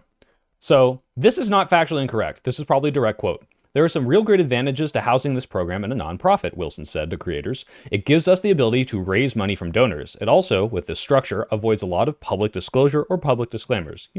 Paid for by blah, blah, blah, that you see on political ads. We don't need to deal with any of that. Your names aren't showing up on reports filed with the FEC. This isn't there to say, hey, did you know that this wasn't part of something that needs to be filed with the FEC? This is to make it look shady, like, guys, and we don't have to go through the FEC, and the FEC won't comment because it's scary. And it's like, yes, this is implying this sort of subversive, malicious intent. That's not factually incorrect, but that's what people are walking from. And I bet when I go watch her on the Vanguard, I'm going to hear a lot more egregious things being talked about. So I welcome them even still to provide any information privately. If they don't want to do it publicly, they could still get corrections on the story. They would just have to provide evidence that what we reported was false. So far, they have not done that. Now, listen, you can disagree with this decision not to publish the contract directly, but that is a decision that I made with the sources and that I made with Wired when I agreed to give this reporting to them instead of doing it online. And please, you can critique me and disagree with me on that, but it is completely counterproductive to go around in circles and litigate this over and over again when the end result is the same. And it sounds like you disagree with that. And I'm sympathetic to that disagreement because I have also been in these newsrooms where I've advocated repeatedly for us to put more things on the internet. But that is what it is. And so I guess we will just have to agree to disagree on that point. There are a lot of other things related to this article that I think are a lot more. No, it's not undisclosed payments, Timber. It's undisclosed donations from 1630 to Chorus. Pertinent that we could be debunking, that we could be. But it's also undisclosed payments to these creators because they're not doing political content for money. It's part of a training program, which you can say is shady because people want to have the thing of authenticity, like, right? I understand that. But this is not some, like, militia. Chorus is, like, wringing their hands, like, yeah, we can get around it. It's just saying, hey, just so you know, you don't have to do that. You don't have to report it. Discussing, and instead what you were allowed to publish or the source material being published, whatever. Advocated repeatedly for us to put more things on the internet. But that is what it is. And so I guess we will just have to agree. I agree, Zuri. I'm against dark money. There are a lot of other things related to this article that I think are a lot more pertinent that we could be debunking, that we could be discussing. And instead you just Taylor, litigate this thing. I want to talk about the article. You go back to the article. And the result is the same. And I understand, and that's fine. We can disagree on this particular thing, but it's just in an article where it seems like you're advocating for a maximalist approach to transparency that transcends even what the law requires, right? Which is that you want every single content creator, influencer, or talent agency. I don't think it's evil, Zuri. You can tell me why you think it is. Things that exceed what you yourself even. It's at worst shady. I don't think it's evil. It's interesting that in that same article. First of all, hey, if anyone doesn't know this, 1630 advocates, like, the thing that funded Chorus, this whole article, this whole scandal is about, is funded by a PAC, one of which has, or of one, has a bunch of people who just tell people who they are. Like, they don't keep it secret, even though they legally can. So George Soros, one of the people that helps fund Taylor Lorenz, donate to this fund. Second of all, they want to get rid of dark money. The leader of this, the executive leader of this, says that they want to get rid of it, as per an article that Taylor linked. Right, so the 1630 where is it? Let's see, dark money. Yeah. The 1630 funds, this is an article linked from Taylor's fiscal sponsorship model in which it serves as an incubator and an administrator to help get new progressive advocacy organizations off the ground as a point of emphasis for the group. And its backing of campaign finance reforms that will require it and other nonprofit groups to disclose donors and potentially reduce their influence on politics. So you want to call that evil, like, oh, they're fighting fire with fire, whatever. Their end goal is to get rid of it altogether. So just because some donors don't have to disclose, like, oh, they're evil, like, that's ridiculous. Not to publish the contract that would easily resolve every single claim. Not on my own. Just to be clear, that when I say on your own, I let you go. You have to let me finish, okay? Yes, because every time I ask you if you would have published this, if you would publish the contract, you keep saying we. I understand that you made decisions in conjunction with your editor or whoever you signed with to release this article for. And then when I ask you about publishing the contract, Deepak was, I think, one of the mentors in this, Timber, yes. It sounds like I've seen just as many, if not more than you, because I know exactly what you're describing when you talk about not publish it anywhere else. And you're just talking about the exclusivity agreement that you had with Wired. You're not talking at all about what you were allowed to publish or the source material being published or not. You were just explaining that you were allowed to publish that source material on your Twitter or in any other place. That's just a standard exclusive contract. I'm agreeing it's shady, keyboard media. Stephen, again, this is just completely unproductive. I have gotten in trouble at news organizations for publishing source material directly. I've gotten in trouble many times over. I'm not about to. The easy question is, would Wired block you from publishing the contract? Would Wired say, no, you cannot do that? I have no idea. I'd have to talk to them again, and I'd have to have conversations with my sources about it. That's fair. That's fair. So again, the end result is the same. But not publishing, not talking about publicly. Once again, these creators could disprove this by reaching out directly, and they have been unable to refute the facts of our story. So I think they should do that. I don't know why they haven't done that. They should do that. Yeah. And next time, you know what? I take your point. Next time that I report a scoop, maybe I will spend a little extra time negotiating and saying, by the way, I'm going to release this amount online, and I'm going to do this and this. Or maybe I'll just post it on Twitter. I have done that myself with stories sometimes before. Because keyboard, if you're implying like they have to go through this fund, they have to get all their ideas, they have to it's tailoring and they're allowed to control like the things that come out because of the way that you've interpreted the contract, and then you look at what actually happened, and it's, oh, well, yeah, you have to funnel some stuff if you're booking through us, but you can also just loop us in if you want to do it independently. And yeah, we're not paying you to have any certain opinion, but we are giving you money to build up your platform. That is not what people are walking away from. People are saying these are paid Democratic shills. People are saying they refuse to speak on Gaza. People are saying they were only allowed to criticize what the DNC allowed them to criticize. And I have seen no evidence of that, and that is what the article is implying. Like, you know what? I'm actually... I already talked to Taylor. We were texting about this. I don't want to have another fucking public debate about it. Not even going to do this for a news org. I'm just going to go ahead and post some stuff publicly, because I think that this is a better way to communicate the story. So feedback accepted, and I understand what you're saying because I am on the same side. I think we all want more transparency. What I would say is that I'm a journalist, and what we are asking for in terms of the subjects of our article, this is a political effort. And I think transparency in terms of communication about who's getting paid is so important in politics. Yes, infected animal. Steven, just to be clear, guys, I'm not saying dark money isn't bad. I'm anti-dark money. 1630 is anti-dark money. And if you're saying, I think these creators should have disclosed this, yeah, I think they should have. I don't think, first of all, they're not legally obligated to. I don't think it's this like suspicious, shady thing. If it's like, hey, this training program's giving me some money to help me get off the ground and quit my job. And then all of a sudden, everyone's like, look, you were receiving money. You didn't tell us. It's like, okay, well, you know, why would I say that I'm, you know, getting help with thumbnails just because I made a video about, I don't know, Curtis Yarvin or some shit, right? Making a video on Curtis Yarvin had nothing to do with whether or not I had training on, hey, the news topics for today. Now, for me personally, I wanted to make a video on Curtis Yarvin. Progressive Victory reached out and said, hey, we're doing a tech oligarch series. Would you like to make a video on Curtis Yarvin? I was like, ooh, great coincidence. But if they didn't do that when I was thinking about it and they were just like, hey, it would be cool if you made a video about this, I'd be like, yeah, that's an interesting topic. And if they said no, then I wouldn't do it. Or if it wasn't interesting to me. Now, they didn't offer me money for this video, but they did offer me some assistance with some equipment. And I was like, oh, awesome. That means I can work on this video on the road. That had no bearing on as to whether or not I made the video. It didn't have any editorial control. They didn't control, like say, hey, you can't do XYZ in this video, or you have to hit these points. All they did was say, hey, do you want help making the stuff that you already make? And also, here's interviews with David Karp, this guy who like talks about Curtis Yarvin all the time. All of this is totally fine. Now, they didn't even buy me the laptop, GeoRock. They gave me some assistance for the laptop. I paid for a lot of it too, because it's a nice one that can render stuff while I'm on the road. But yeah, it's like, okay, so I might not have told people I got this amount of money from Progressive Victory. But in that video specifically that they helped me make, topic-wise, interview-wise, I said at the end, hey, this video was helped because of Progressive Victory. They were giving me connections.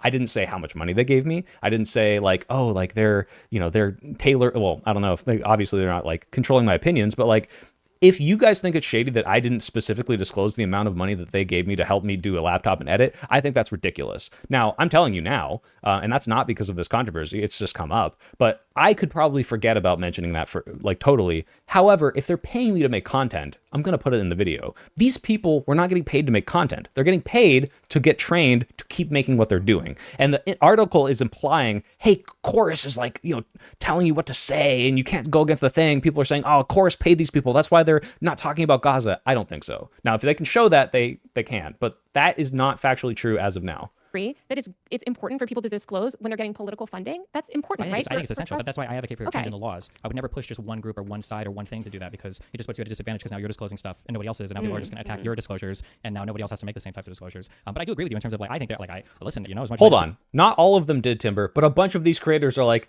I'm part of Chorus. Donate to Chorus. This is a thing a bunch of them were doing.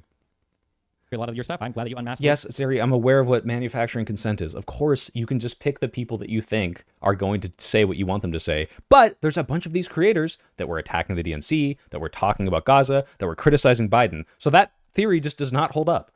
The TikTok account, okay? I think it's really weird that there's a lot of people in alternative media that have a huge sway over our political conversations, and we don't even know who they are, what country they're from, or who they might be paid for, or who they work for. So I think there is a great value in that. I guess just curious, the only other, the biggest, strongest claim that I've seen was that like people who would even reference being in the program would be that the Allie O'Brien, Mo. Is that like a clause of the contract written too, that if people acknowledge that they were in Chorus or that they were getting paid, that they could be cut from or kicked out of the program?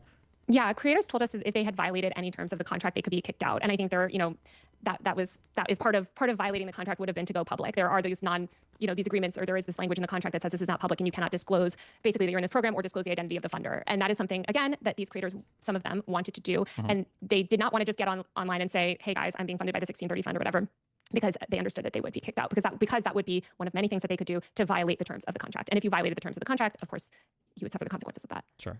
Okay. I mean, that also sounds kind of standard. If you violate terms of a contract, they'll probably kick you out.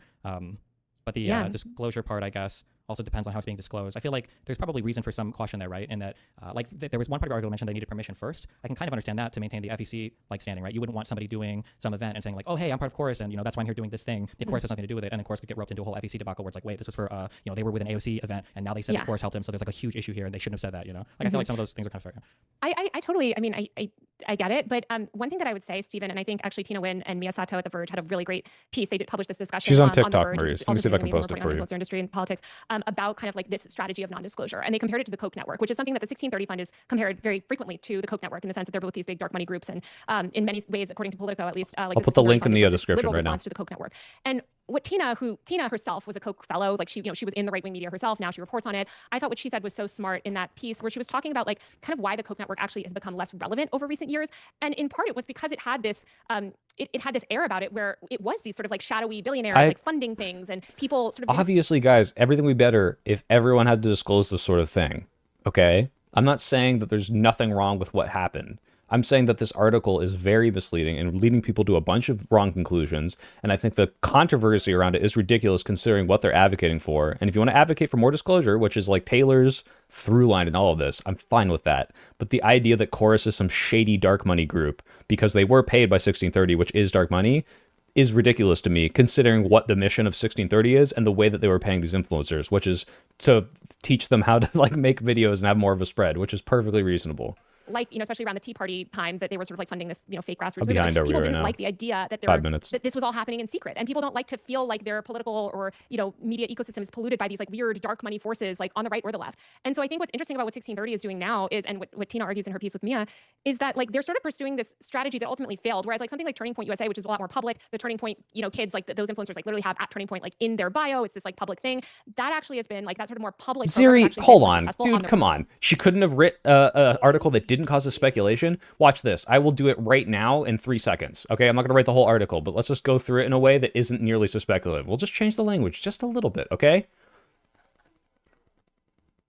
A dark money group is secretly funding high-profile Democratic influencers. What do you get from that? Dark money influencing the influencers. They're funding them. What is the real story here that isn't editorializing, that isn't painting it bad? How about people are raising concerns about dark money being used by the Democrats? Was that so hard? That's true. That's what's in the story. An initiative aimed at boosting Democrats online gave them up to $8,000 a month to push the party line. Wait, hold on. To push the party line? I think that's actually a misleading or false claim, right? Because so far we see nothing about them having to push the party line, that they were changing their opinions at all. It was just to promote Democrat content. Now, if you want to call that pushing the party line, you would have to kind of show me that they're not allowed to say certain things that are outside of the party line, which they have not done. So yeah, you could absolutely write this without the speculation. And this was meant to have a narrative. Like 1000%. In fact, just to be clear, I mean, like if you don't think Taylor Lorenz hates Democrats, like I don't know what to tell you. She does. It's just true. Now the title is true. Oh my God, dude. You're killing me.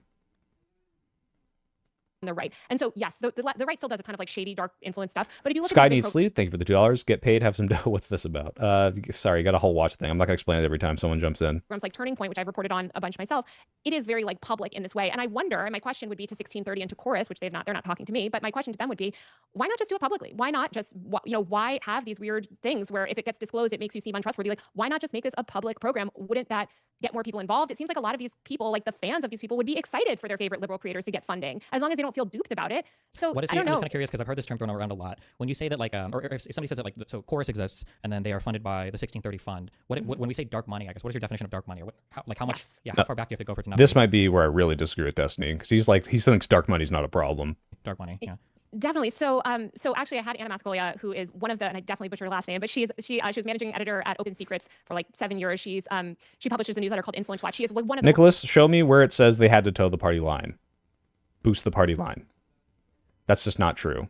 You can just assert it, but I could say God's real. It's non-falsifiable because she won't show where it shows that they had to do that. And according to all of these influencers and based on their videos, there's no through line of them all saying the same thing, other than they're not MAGA. So it's ridiculous, unless that's what she meant, which is not what it was implying. Foremost journalists in the country talking about dark money. And I just made a video with her that's out today actually answering this question. So I'll try to summarize what she told me. But basically dark money just means that you don't know. No one claims that, dude. Okay, you're being naive. It's a political, like, that's what the article is implying, obviously. That's why everyone is walking away thinking people fabricated the idea that Alyssa Slotkin is good. That's why everyone is walking away thinking these people were paid to shill and not talk about Gaza.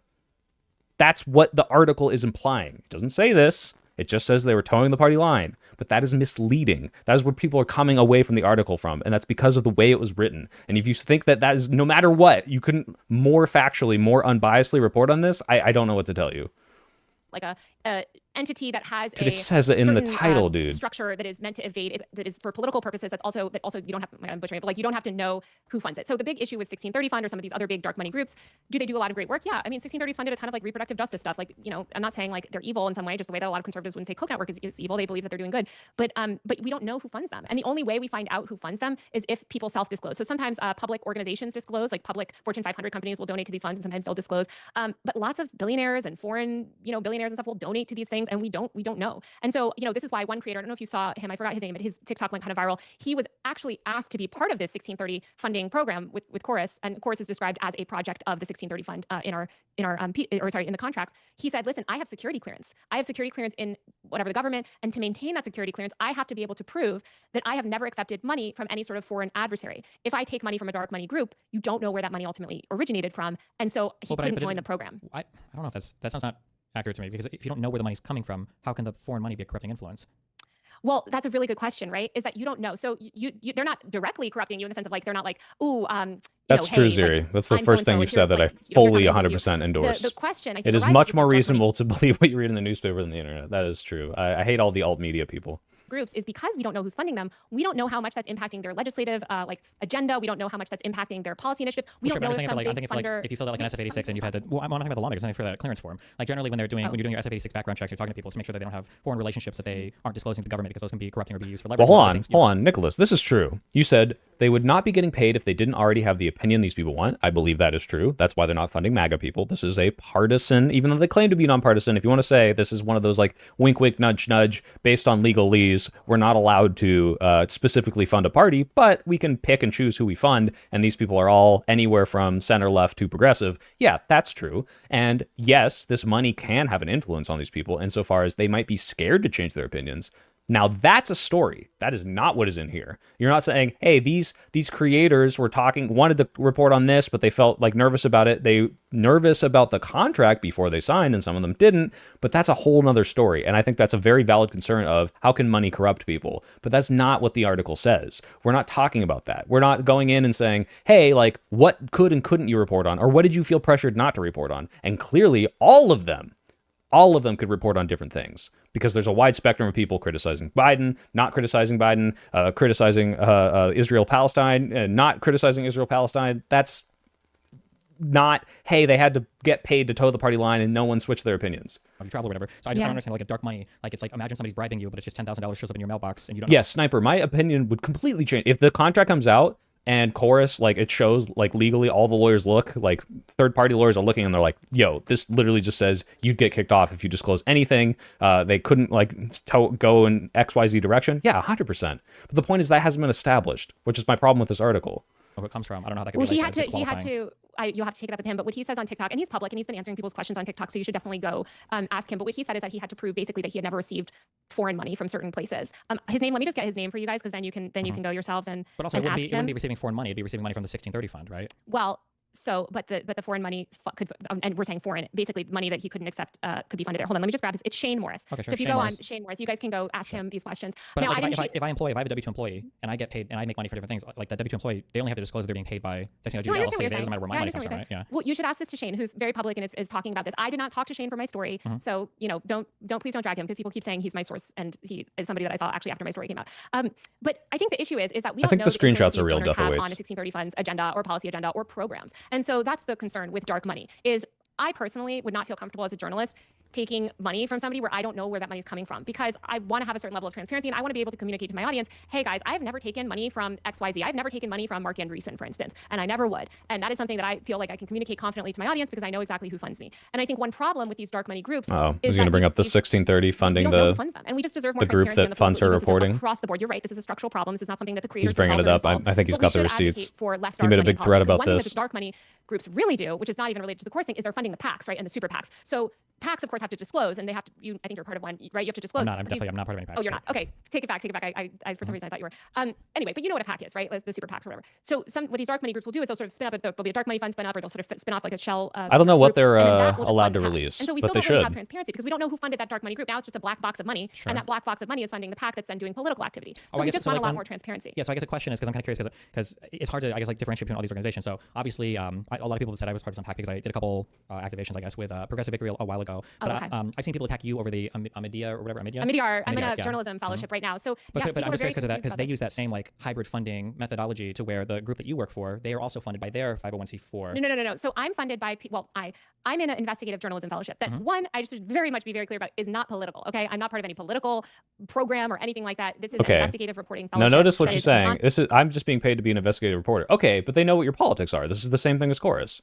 Political, nonpartisan. It is just to support investigative journalism. It is funded by Pierre Omidyar, who's a billionaire. Now, Pierre Omidyar himself has donated to dark money, just the way that Lorraine Powell Jobs, the Omidyar network is a hybrid. I think it's a 527 on one end and then a 501c4, and the 527 is able to bill about $15 million a year to the 501c4 quote-unquote dark money thing. What you say about being an independent journalist, couldn't somebody just who's part of Chorus say the same thing? And then you can challenge because I know where 100% of the funding for my program comes from, which is directly from Pierre Omidyar. And Omidyar came out and gave a statement making this clear that they have not received any other by him personally. You're not taking money from the entity the entity that I am part of, which is the Reporters in Residence program. Yeah, the Reporters in Residence federal tax entity. That entity is part of a hybrid structure that does get money through their C4. No, they're funded by Pierre Omidyar. So Pierre Omidyar is a billionaire. So you're confusing it. So dark money doesn't fund billionaires. Billionaires fund dark money. Sure. So billionaires. You're part of. I can see their 990Fs. Like they file these things publicly. They bill about $15 million a year. I think it was like $14.6 million last year to their partner 501c4. You can read on the Omidyar network website that they operate in part of. Right, and I'm not part of any of that. I'm only part of the Reporters in Residence program, which gets 100% of its funding from Pierre Omidyar.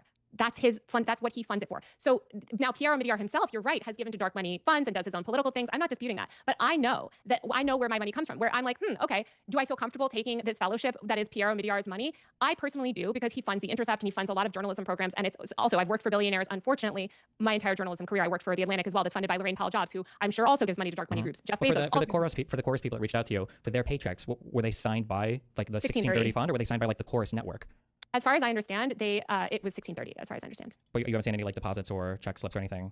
I don't remember, but in the communication. Now she's claiming that I don't think this matters, right? If you're saying the dark money group funds a group, and that group is signing the paychecks, even though I know they're coming from the group, the money's coming from the dark money. I can see the issue with that. But I think the idea that she's claiming that Omidyar pays her directly, I don't know if that's true. I think if you look at the receipts, I don't have them up right now, but it's like the 1630 or a dark money group pays two of these subsidiaries or like connected works, and one of those subsidiaries pays her reporter's residency thing. But I could be wrong about that.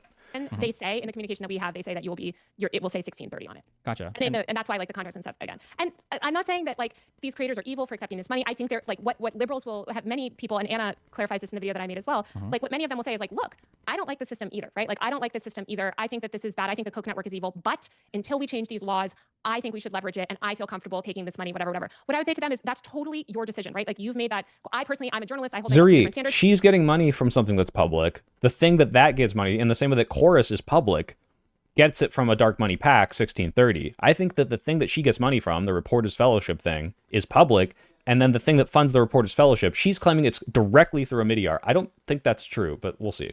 But you're a political activist. Maybe you feel totally fine. I understand what you're saying, but your checks are not signed by that Pierre guy. Your checks are signed by, I'm guessing it says the Omidyar network or whatever, right? I actually don't know because I haven't gotten paid, but I would imagine that it says the Reporters in Residence, the LLC they're paid for. It's part of. It's I don't think I'm going to make a video about the this. LLC that's the other hybrid. It's 100%. No, it's not hybrid. That's 100% funded by Pierre Omidyar. And it if is you watch absolutely not. It's not. You can read their filings. It's just not. You can, but you might be confused by their filings. But here, if you click on this Omidyar Network Support Approach to Funding Journalism, they issued a statement right here. I see the statement at the end. It says the work is supported entirely via our foundation and LLC. That foundation is the hybrid foundation that includes the 501c4. I understand what you're saying, but when it comes to the Reporters in Residence program, we do know where the funding comes from. So I'm with you, Stephen. I know that they also do political stuff and all of that, and the foundation itself is completely separate. That was something that I was like, obviously we're all aware of. But I know personally where my money comes from. And the issue that some people feel that they have a problem with dark money is that they don't necessarily know where that money comes from. Sure. And so that is the argument that I think. The idea that, okay, just because this LLC and organization might have dark money funding, specifically there is a subset of that funding that goes to me and I know where that's from, I don't think that holds water. Remains to be made. And again, some of them are fun. They might say, like these reproductive justice activists, right, that also take money from 1630. They're like, yeah, okay, I don't know where all the money comes. Maybe it is from an evil billionaire that I completely disagree with, but I'm going to take that money anyway and I'm going to use it for a good cause. I think that you can make that argument. And I'm not shaming anyone, I appreciate her saying this because I would make that argument if I didn't know where the money was coming from. As you noted, this program that I'm in sent out a press release the day. There's all the information that you can find is public. And the reason that you're able to find those documents. Like none of the contracts have been published for those creators that are there, right? Well, Right, because it's not public. Their contracts are not public. Is that what you're asking? Yeah, well, I'm saying, but there's not transparency there, right? Well, I don't know what your contract looks like. I don't know. Like, none of what they put on this website is legally binding. They're just writing a thing, and they're saying it's supported entirely via the foundation LLC. But I can't look at the specific funding mechanisms that are routed through. Well, the and there's no LLC, right. And if you found like evidence or something, like what I would say is that if somebody reported on that program and was able to find evidence that the network had lied or had not disclosed, and there was a secret funder, that would be an amazing article that somebody could write, right? Like just the way that the chorus, it's like, oh wow, 1630 fund is behind them. Actually, that's confusing. Whatever. What I would say is, again, Pyramidier is a billionaire. So billionaires fund dark money groups. Dark money groups don't fund. They don't just go around giving billionaires money. Billionaires are the funders. So I have made the decision, unfortunately, that I have taken money from billionaires ultimately working for either doing an investigative journalism fellowship or working at these billionaire-owned media companies. I don't love it. It's part of the reason I went independent, but at least I'm comfortable with the people that I'm taking money from. There are billionaires that I would never take money from. For instance, Mark Andreessen and others. And so I think that that's a conversation that we need to have, but I'm comfortable with the level that I've had of disclosure. And I think that that's what we need to focus on, is the lack of disclosure in the political space. Because that's another thing that's different, right? I'm not in a political program. I'm in an investigative journalism fellowship. I'm not doing political activism. Well, Chorus is also not supposed to be in a political program as well, right? Like, I think no, Chorus is political. Chorus is the whole reason that Chorus exists is to fix the Democrats' internet content creator problem. Isn't the stated mission, the stated goal is like basically just informing people on democracy and stuff like that? The soy poll, if it's so innocent, why is there secrecy? Why not disclose it? Well, the 1630 stuff funding Chorus is disclosed. That's the thing. Now, whether the creators knew it was 1630 or like, look, if you sign up for this program and they're like, we're helping you out, we're giving you money. First of all, I don't think them giving you money to help make, become a content creator, but not make content specifically is something necessarily that he would cross your mind as like, oh, I should definitely tell people that like I'm, having a part of a little program that's helping me make better content. But let's just say you did. You wouldn't know where the 1630 fund is funding it from. You would just know about Chorus. Like, you could look it up and it's public, but that's not something that necessarily is going to be like, yeah, I got to know where every single dollar of people who donate to this like is coming from necessarily. Now, I'd prefer it. I think people should disclose and you can look it up. But the idea that this is like, oh, like they didn't know and it was shady and like they should have said, and it's like, I don't see that. I don't see it. And this is painting as malicious. And you guys, some of the chatters are proving my point in real time, right? Because on one hand, we can say the very innocent belief and through line of Taylor's article is people should disclose more. And that's good. I think people should disclose more, right? But that's not what the article is showing. It's painting it as shady. And that's why so many people are like, this is crazy shady. Look at all these dirty influencers who didn't know like where the money was coming from and they should have disclosed it. And that's crazy. And they weren't talking about Gaza because of that money. It was influencing. We don't know any of that, okay? Death awaits, thank you for $5. If I donate soy and I get paid by my employer, and my employer gets paid by dark money, soy is funded by dark money. True. All hail the soy dad. Hey, if I get into Chorus, I'll be paid by dark money. I recommend everyone to watch Botswicky's video on Taylor Lorenz, and when she was working at the New York Times, it has aged beautifully. I will check that out later. Thank you, Dalbert. I think that it's expressly supposed to be. I don't know what they have, but I'll tell you. Oh my God, guys, holy shit. Shady is true. Yes. Not knowing who's funding 1630 is shady because you don't know where the money is coming from. The creators not disclosing that they were taking money from Chorus to do a creator program that had nothing to do with the content they were making that was funded by 1630 is a lot less shady, although I'd prefer to know it. I don't think that's nearly even close to as malicious as the idea of you donating infinite amounts of money into these dark money funds that can go wherever they want, even if it is going to good things. Specifically, one of those good things, ending dark money. I think that's a really big fucking deal. Let's see. This is how Brian Tyler Cohen described it in the New York Thank Times. you, Jen. Yes. Here's how he's talking about launching Chorus. We have an obligation to do it, to launch Chorus, because the Democratic Party has been so slow in adapting to the media environment we're in right now. And so what the goal is, according to this article, which is the launch article that Ken Bensinger wrote, is their goal is to help the Democrats. Again, that's not a secret. Sure. I think that's a way that you could read that. But I mean, you could also just say that like the values and things that I aligned with the Democratic Party on, the other things that I imagine the 1630 Fund supports, the Democrats have done a poor job at that messaging, so they want to reach out and educate creators and everything in order to, I guess, like advocate more. Help the Democrats. Yeah, to help the Democrats. Not help the Democrats, but to like support things like ballot initiatives related to abortion or legalization of marijuana. I don't know, whatever the 1630 Fund. Democratic policies that Democrats support. They're policies. Here's the thing. On this specifically, Progressive Victory paid counterpoints. Counterpoints is a Republican. He's a never Trump Republican, but he's a Republican. So they're not exclusively funding Democrats. They're funding people that agree with their mission. Now, whether or not that's political, well, their mission statement is to spread progressive values, get people to be more engaged. He happens to be one of those people that they think is like a ally in this case, and that's why he's being paid to do it. But it's not like only Democrats, right? Like, this is so silly. This isn't like, yeah, like we're picking and choosing only the, like, the idea that's shady to say, like, we want to pay people who will do the things that we align with is so obvious to me. Like, hey, like, if we said in the contract, if you decide to become a full-on MAGA and say that voting isn't good, we won't pay you. And it's like, oh my God, they controlled their speech. It's like, well, I wanted to give money to people to spread a message I agreed with, and they decided to do the opposite of that. That's not shady. That's just, oh, well, this person's like not aligned with me. Why would I continue to help them? Not necessarily helping the Democrats, right? Like, there's no formal connection to the Yes, Zero. They should release the contracts if they can. And I think they're trying to do that through Wired, or at least they should. The 1630 Fund has funded, they funded RFK. I believe they had some sort of weird funding thing with RFK. So I guess, yeah, maybe. But what I would say is I don't think it's a secret that Chorus is meant. The whole nature of Chorus is to help Democrats, fix and get back in power. Yeah, Ziri, thank you, Ziri, for saying it's sensationalized, because it is. Chorus, and the center of my article is disclosure, and it doesn't sound like we disagree on that. And I think that you can literally get a lot, and you can say all this stuff about. Sure, I don't understand the difference. The difference between like Chorus and the Omidyar Network is. It feels like the same. Like the Reporters in Residence program is a program that's funded via the C4 that the Omidyar Network runs, and the same way Chorus is funded by the C4 part of the 1630 fund. I think you're confused. So again, my investigative journalism fellowship is not a political program. It doesn't matter if it's a political program. It's funded by a dark money foundation. No, it's not. It's just not. It's just not true that the Reporters in Residence program is funded by dark money. It's funded by Pierre Omidyar. It's not. Who is the sole funder. So you're a 1099. I have actually not even received. You know what, Stephen? I have not received a paycheck. You're not getting paid by him personally, right? If I pay an employee something through my company, that's not me personally giving them money. But I know, but there's a level of transparency that I know where the money came from, and that is. But that's not publicly disclosed to any of us, which is the transparency that you're asking for, right? They publicly disclose it in this. They publicly disclose it right here. If this counts as public disclosure with no tax forms published, then Brian Tyler Cohen counts as public disclosure when he refutes parts of the contract, right? Why would he be demanded to publish the contract, but Omidyar Network can just be taken at face value for? Omidyar Network is not a political group. I don't know what you're trying. They're not, but it functions as a super PAC. It functions as a. It's not a super PAC either. Stephen, I think you're very confused. So part of, and I encourage you to read Anna's work, and maybe you could have Anna on your stream actually to talk about this, because Anna covers dark money, and she can go into all of this detail where she can explain to you the nuances that might really help you understand. Part of what makes a money or group a dark money group is the political nature of the group. So it's not just any group, and this is why people were thinking like, oh, the NAACP is a dark money org. Like that's something people on threads are saying. You have to be doing sort of specific political activities as far as she worked at Open. It's called Blue MAGA, G-Free, not Left MAGA. Description of it. There is that political nature to it. So I think that I don't know. I can't answer these specific tax questions of that you're having about certain forms and things. But I know that Anna is somebody who I trust, who is one of the top reporters in the country on dark money. She does explain the difference between the stuff in the video on my channel. I personally did not work at Open Secrets for 7 years, so I'm sorry that I can't litigate all those little things. But I do feel confident in saying that I know where every dollar that I received came from and who's paying the bills. Sure. So I'm just curious. So for the Omidyar Network, because I read their site, they operate a dual 501c3 and an LLC structure. Do you know every dollar that goes into the LLC?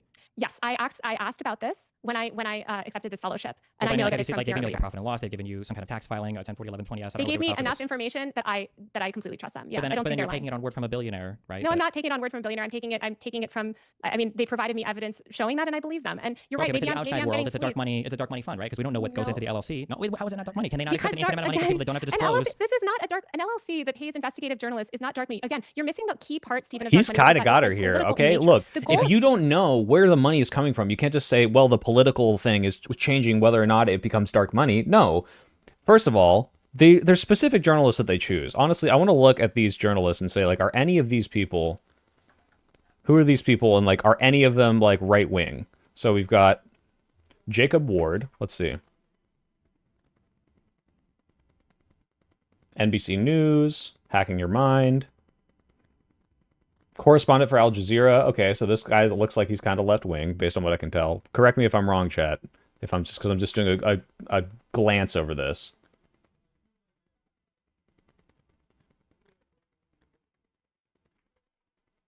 Julia Black. Okay, this is not helpful. This is awful.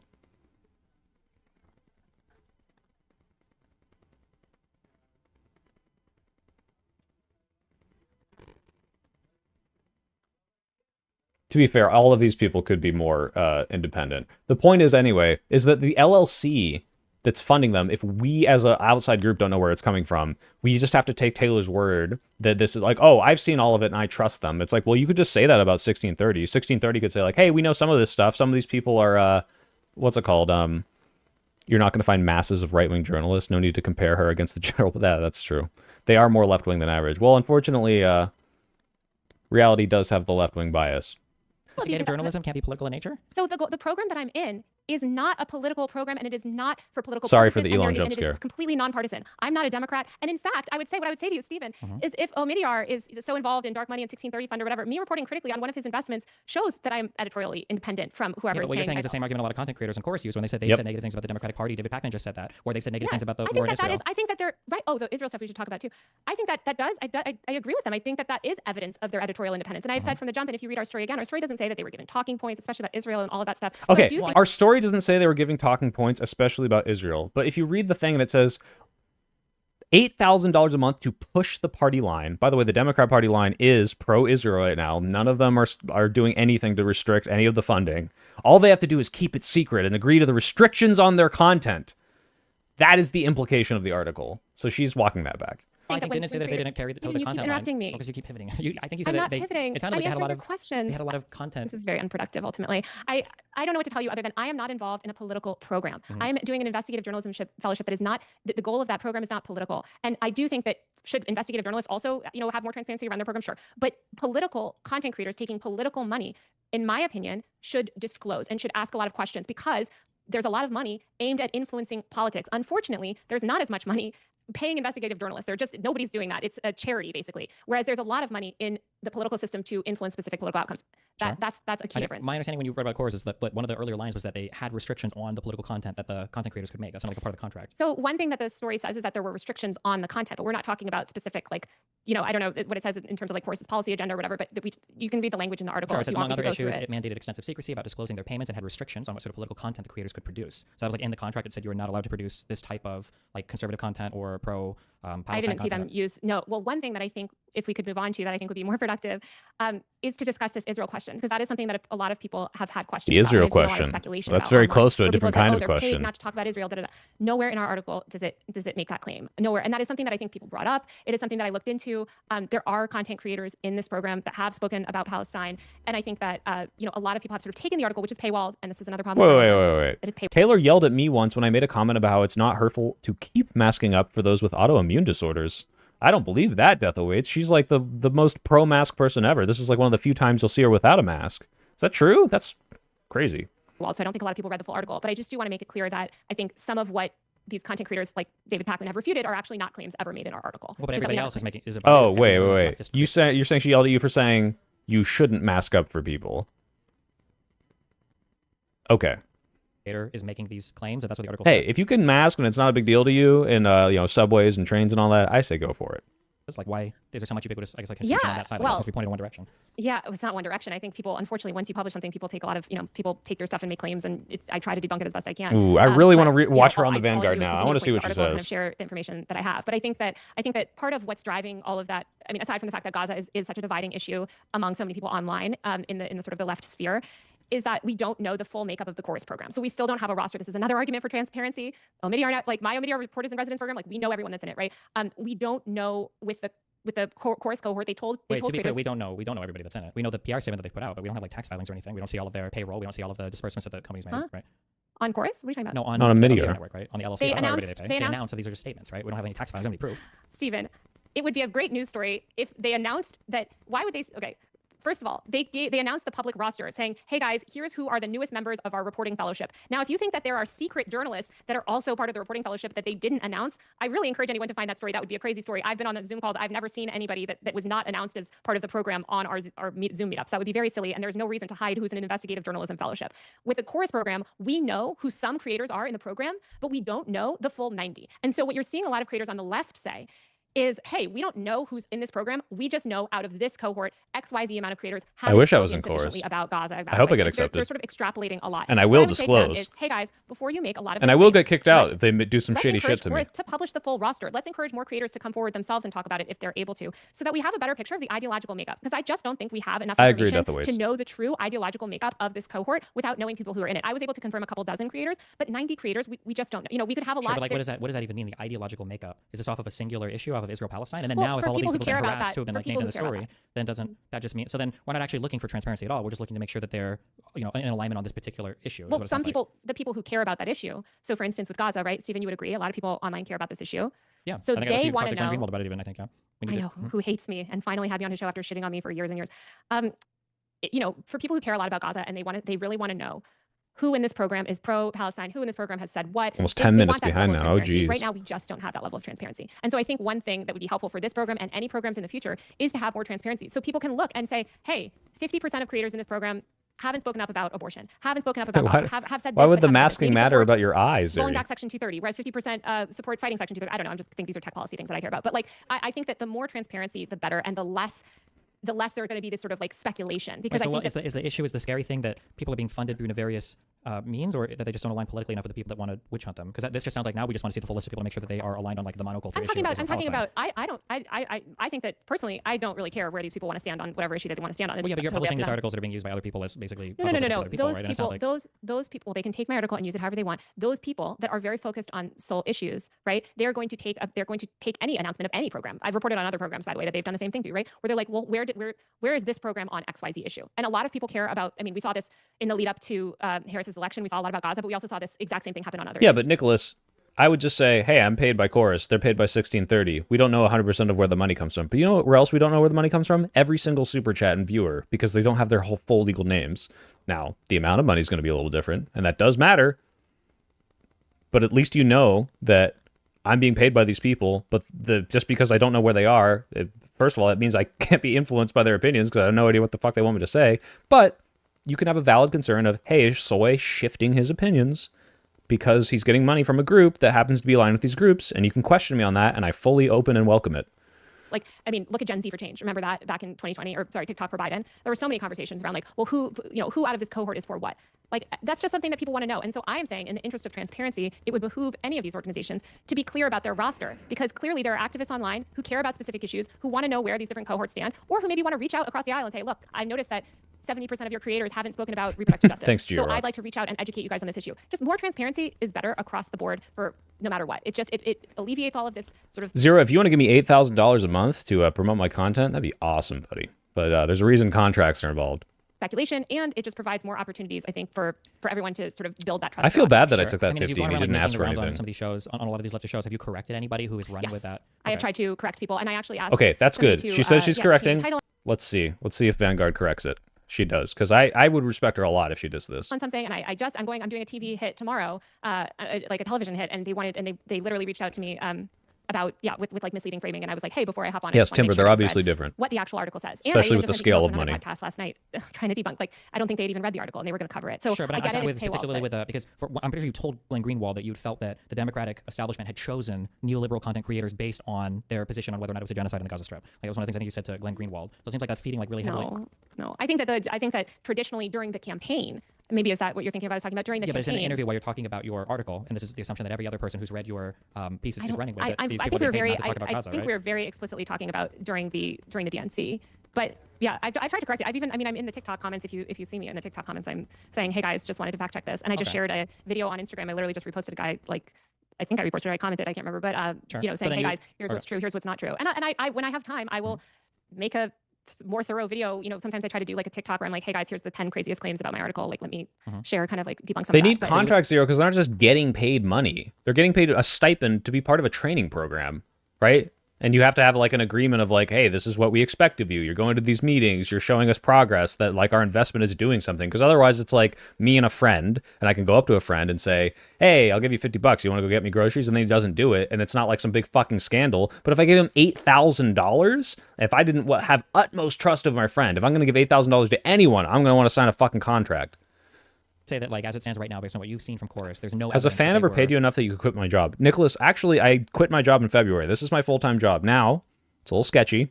I'm trying to build up all my different things, and that's why Chorus would be great for me, because they'd show me how to expand and make sure I've got different revenue streams. But Ash, who you will see as a top tier on my Patreon, who I haven't heard from in a while, she hasn't been in the chat, decided to just give me a bunch of money, like $100 a month, which is like, it's not going to pay my rent, but like, for one person to give that much is insane. And I'm like super appreciative of it. And I have no idea why she likes my content that much or is able to give me that much. And I actually like went behind the scenes. I was like, are you fucking sure? Like, it's not enough to quit my job, obviously. It's a collective from everyone giving me in the ad revenue. But just like the idea that one person is like, yeah, here is $1,000 a year is wild. And I wanted to make sure she didn't like dip into her savings or something crazy. Because I'm like, look, I can... If I went broke today, I could figure it out, okay? I don't know other people, if they're disabled, what their situation is, what their family situation is. Yeah. So, Ash, come back. Where are you? Guiding or telling content creators that were part of course what type of content they could make or what political positions they had to have. So they didn't give people explicit talking points. They didn't, they have these daily messaging check-ins, and obviously they are sort of letting creators into a cohort based on their own guidelines. We don't know their guidelines. I could buy 10,000 pennies. Hell yeah. What criteria they were using to select the creators in their program. Again, more transparency would be great. But as far as I've seen, and not going to do an OnlyFans. Stephen, is that we don't make the claim that they were like given talking points, or, you know, again, and we had creators reach out to us saying like, I was actually concerned about the Gaza stuff because like maybe it would, you know, whatever. But I looked into it and I did not find any evidence that they were, you know, preventing people from saying the word Israel or AIPAC or something that some people were claiming. I'm really glad she's clarifying this right now. I'm going to specifically text her and tell, hey, I respect that you said this, because that is the implication. And I appreciate that she's correcting the record on this, because a lot of people, Majority Report, someone who I respect, like their show, they need to walk back some of the stuff they're saying. It does a lot of disservice to the journalism, I think, when you have these content creators come, like David Pakman, come on and refute claims that were never made in the article without making it clear. Well, Hassan Piker also repeated that like these people were basically blocked from talking about Israel-Palestine, or I think Emma Vigilant, I think, also was saying as much that like, oh, they're only allowing people to say good things about Israel. This is why I think a lot of those content creators maybe weren't responding to your article, but how well the leftists had ran with the article. But I think it's important to respond to, I think it's important when you're debunking an article, especially if you care about building trust in journalism instead of dismantling trust in journalism. I think it's helpful to say, hey, these claims have not been made in the article, which actually bolsters their point. But of course, they spent so much time trying to discredit the article. But I think it would be helpful for them to say, hey, this claim wasn't made in the article, but let me debunk it. Because again, this is a very hot button issue, and I think it's worth. I know Current Affairs had a piece on this in a while. The Democratic Party does not have a great track record in this area, which I think is also what has, like, I'm talking specifically about the campaign trail and kind of what they did at the DNC. I think that has made a lot of people sort of question. Siri, Hassan mentioned is the free space. You know, what it's a Destiny stream. That with more transparency. And another thing I could just debunk really quickly, since you're giving me the opportunity, is that we did not mention the DNC in the article, aside from just mentioning that this girl has a pro DNC meme page. But a lot of people I think are conflating this liberal dark money group with the DNC. And I saw poor Shelby at the DNC, sort of trying to fact check that. And I think I get that the DNC is a stand-in for things. Well, it's because you bring up the Democrats a lot, right? Like when you say fierce Democrats struggle to work with. Organization, and all contracts are complex legalese zero, all of them. I don't think this looks any more malicious than any contract I've ever signed. I make it clear that we don't mention that specific. But I also haven't seen all the contracts, to be fair. Specific organization. The DNC is used as slang for the establishment in a way that I'm sympathetic to, and I totally have done that myself. But we don't mention the DNC, and I've seen a lot of these creators tweet, for instance, a meme account that was tweeting about the Democrats. They quote tweeted it and said, "Oh, look, you know, you're paid by the DNC. You're part of the same thing." That account was paid by the DNC, actually, totally seperately, but not part of this program. So the DNC has done tons of creator stuff. They have that new guy in place who maybe you should talk Ken to, Martin, who's you know, their new head of influencer. I think his name is Tim or something. Partnerships. Oh. But they were not, like, we didn't even reach out to the DNC about this story because they're not. Sure. So I guess when we say that, like, because I don't know what you call the second title on the article, but the subhead. Yeah. So an initiative aimed at boosting Democrats online offers influencers up to $8,000 a month to push the party line, and then all they have to do is keep it secret and agree to restrictions on their content. And then you mentioned later on in the article about the Democrats and Joe Biden and campaigns. Like, that feels like a pretty official establishment to your. Sure. Oh, they're definitely in with the establishment. Well, like not just like the White House and Joe Biden, and I mean, it feels pretty easy to rope. Like I would understand why anybody would rope the DNC into that, right? If you're talking about literally the party. I'm never going to live in a mansion. That would be too above my means. We mentioned Joe Biden, so they can loop that in an establishment, and sure, but like, I mean, sure, but Destiny's doing a good job here of painting, like, there's a reason people walk away thinking this is a DNC shill operation, right? You never said that, but that's why it's misleading. Those people actually. And to be fair, she would make this argument about other stuff, and there are DNC shills, but this fit into her narrative of this, and I think she's walking it back a little bit. The article, Stephen, based off a lot of what people have been saying, I just don't think people made it past the paywall. Because if they made it past the paywall, the people, at least that I've interacted with, that are confused about the article, when I send them the text of the article or I send them the remove paywall link, it usually has cleared things up. So. Okay. I feel like if I wrote an article and this many people had this big of a misunderstanding, I'd be very bothered. But well, that's why I'm here helping you understand it, because I think that there's a lot of misconceptions about it. And I do want to be accountable to people. I pride myself on engaging with lots of people, even if they disagree with me on so many issues. I will always talk to them, hear out their point, hear their feedback. That's how I become a better journalist. If I only talk to people that agree with me or never have criticism of me, I would not become a better journalist. So I appreciate your feedback, and especially your feedback about, you know, the ability to post more source material online. That's certainly something, again, that I've advocated throughout my career and will continue to advocate for. But I like to hear feedback. What I don't like is people doing stupid personal attacks or saying, oh, you're a secret Republican or whatever. Like, that is just so stupid and unproductive and, like, not, that doesn't, like, do anything to you know what I mean? It's just very silly. Not that you did that, but I just, in terms of, like, why I block people online and stuff like that, it's because I have to know that you're actually coming in good faith. Okay. All right. Is there any other thing you want to go over related to this, or? I think that's it. I hope that people can read it, and I hope that they can keep an open mind. I think that a lot of people reflexively might hate the article, right? Because they want the Democrats to win, and they don't want to support any article that they feel like is critical, right? They're like, why are you bashing? Why are you doing a hit piece? What I would say is that I also want the Democrats to win. Obviously, I don't want Trump in power. Of course not. He's a fascist. It's terrible. I don't support the MAGA movement. I'm not a Republican.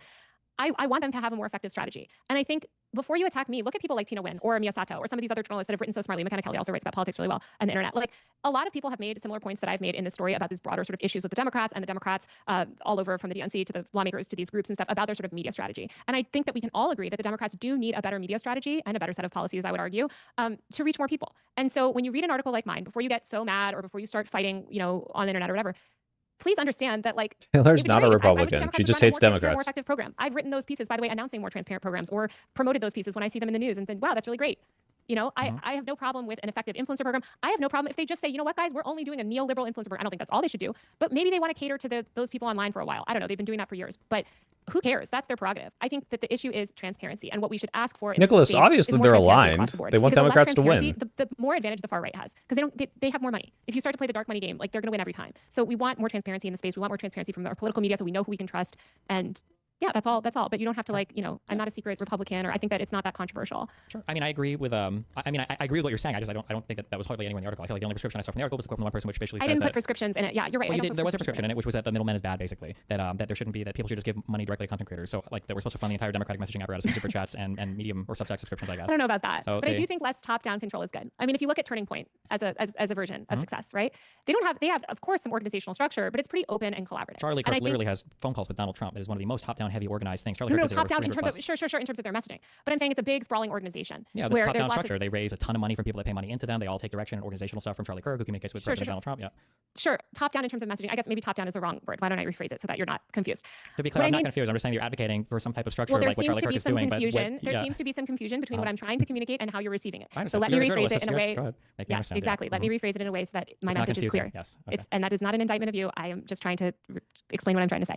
I think that more transparency is good, because the more open these programs are, the more people will want to get involved, the more grassroots. Don't make me join the DGG. I'm not doing that. The less bad faith attacks. Don't make me join a Discord. I mean? I think that is just something that across the board is helpful. I understand the purpose of middlemen. I think there's all these different sort of things that they can serve and not serve. I don't think it helps the Democratic Party to only rely on middlemen. But look at iShowSpeed, who did a great live stream from the Capitol the other day, got, helped the Democrats, whatever. Adam Faze coordinated that. That was great, right? Like, things like that are fine. It's great. Has there been another organization, like you said, Course had 90 content creators. Is there any organization of this size that has existed so far?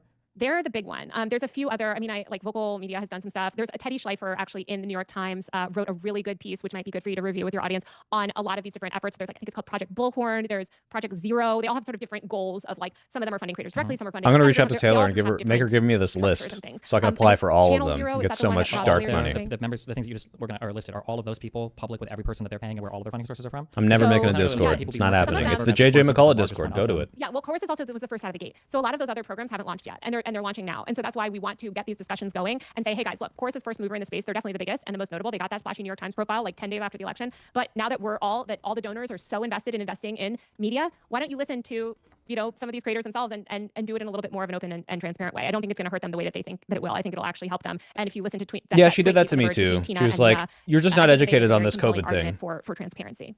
Okay. I hope that transparency is a thing we can all push for, especially in the media environment. I think it's one of the most damaging things right now in the United States is not having that transparency. So, yeah.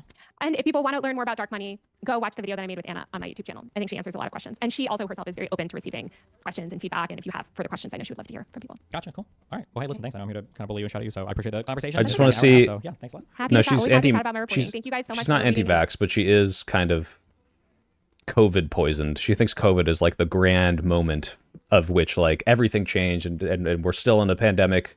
People are getting ultra sick constantly, and it's a eugenics program by Joe Biden and the establishment, which I think is overwhelmingly not true. All right, guys, let's really quickly. I want to see if Destiny is incredibly frustrated because he couldn't really get to the points he wanted to make, and then I want to watch her on the Vanguard and see if she really did correct it. Because if she does, I gotta message her and say, hey, thank you for correcting that. With my work, and if you have a story that you want me to cover, just reach out. Cool. Thanks a lot. Bye. Thanks. Bye.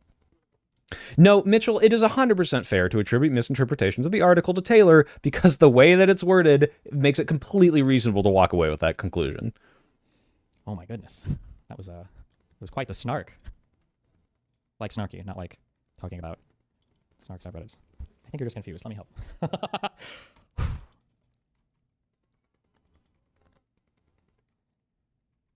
Gonna say anything? All right, no, cool. All right, let's go to the Vanguard real quick, guys. Vanguard, Taylor, Lorenz. 22 hours ago? Is this it? It's time to segue into the chorus drama. Did she talk to them? Is it a live stream? Someone got a link? You guys are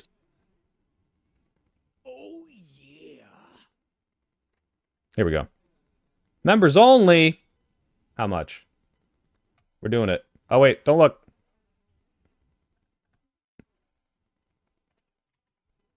We'll do it. We're doing it live. We'll give them some money. No, it's members only. And it's great to have me as a member. I just gave him $3. So someone needs to super chat me $3. It's fine, guys.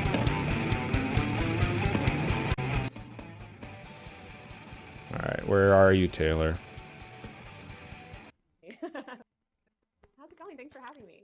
Of course. Pretty exciting time. We were just wow. You're pretty much the main she gave the Twitter. Vanguard a wider camera angle. Clear bias. All right, let's go through this. Right now, so thank you for taking the time out of what we assume is a busy schedule. Please. I've been the main character many times, unfortunately. Move you guys. You're covering up the Vanguard. Your mic's not plugged in. It sounds like you might be on computer audio or something. Let me fix it. Hold on. You're right. Hold on. Sweet. Does it sound better? No rush. No oh my God. Oh yeah, we're in business now here. Let me go ahead and get in here. All right. With politics, mostly on the right. I covered the 2016 election. I was on the campaign trail. I was in the room at the Hilton the night that Trump won, with Trump and all the influencers. So I've covered this world for a long time. The Democrats finally, I think after losing multiple times over, now have decided to like really acknowledge the internet. And right after Kamala Harris's loss, I saw this story by Ken Bensinger in the New York Times. Thank you, Melissa, for $2 for the membership to the Vanguard that I've now purchased. Whoa, is this anti-Semitism, guys? Look at this. Look at this Star of David here. Oh, you can't see it because you super chatted. Yeah, look at that. This is anti-Semitism, guys. These guys are clearly biased against Jewish people. Like a couple weeks after she lost, here. about Brian Tyler Cohen and this new group called Chorus, where Brian Tyler Cohen's talking about how like they're going to fix this messaging problem that the Democrats have, and they're going to make the left Joe Rogan type stuff. So that kind of like perked my ear up, and I started to talk to people. I reached out to content creators in the network, and I started reporting on Chorus. And I actually did a story. Okay, look at this real quick. Already, she has framed this kind of like this is a DNC thing. It's not. The DNC, as far as we know, no influence with the Chorus in the 1630. They probably coordinate and talk and work together at some points, but this is not a DNC thing, right? But she's talking about something that is a DNC thing. The finding the Joe Rogan, dumping $20 million into, trying to get the new masculine influencer. There's the war room, the DNC war room that I'm a part of, that they'll like say, hey, like, here's the talking points of today or whatever. Like, here's what's going on. Trump's doing this. This happened.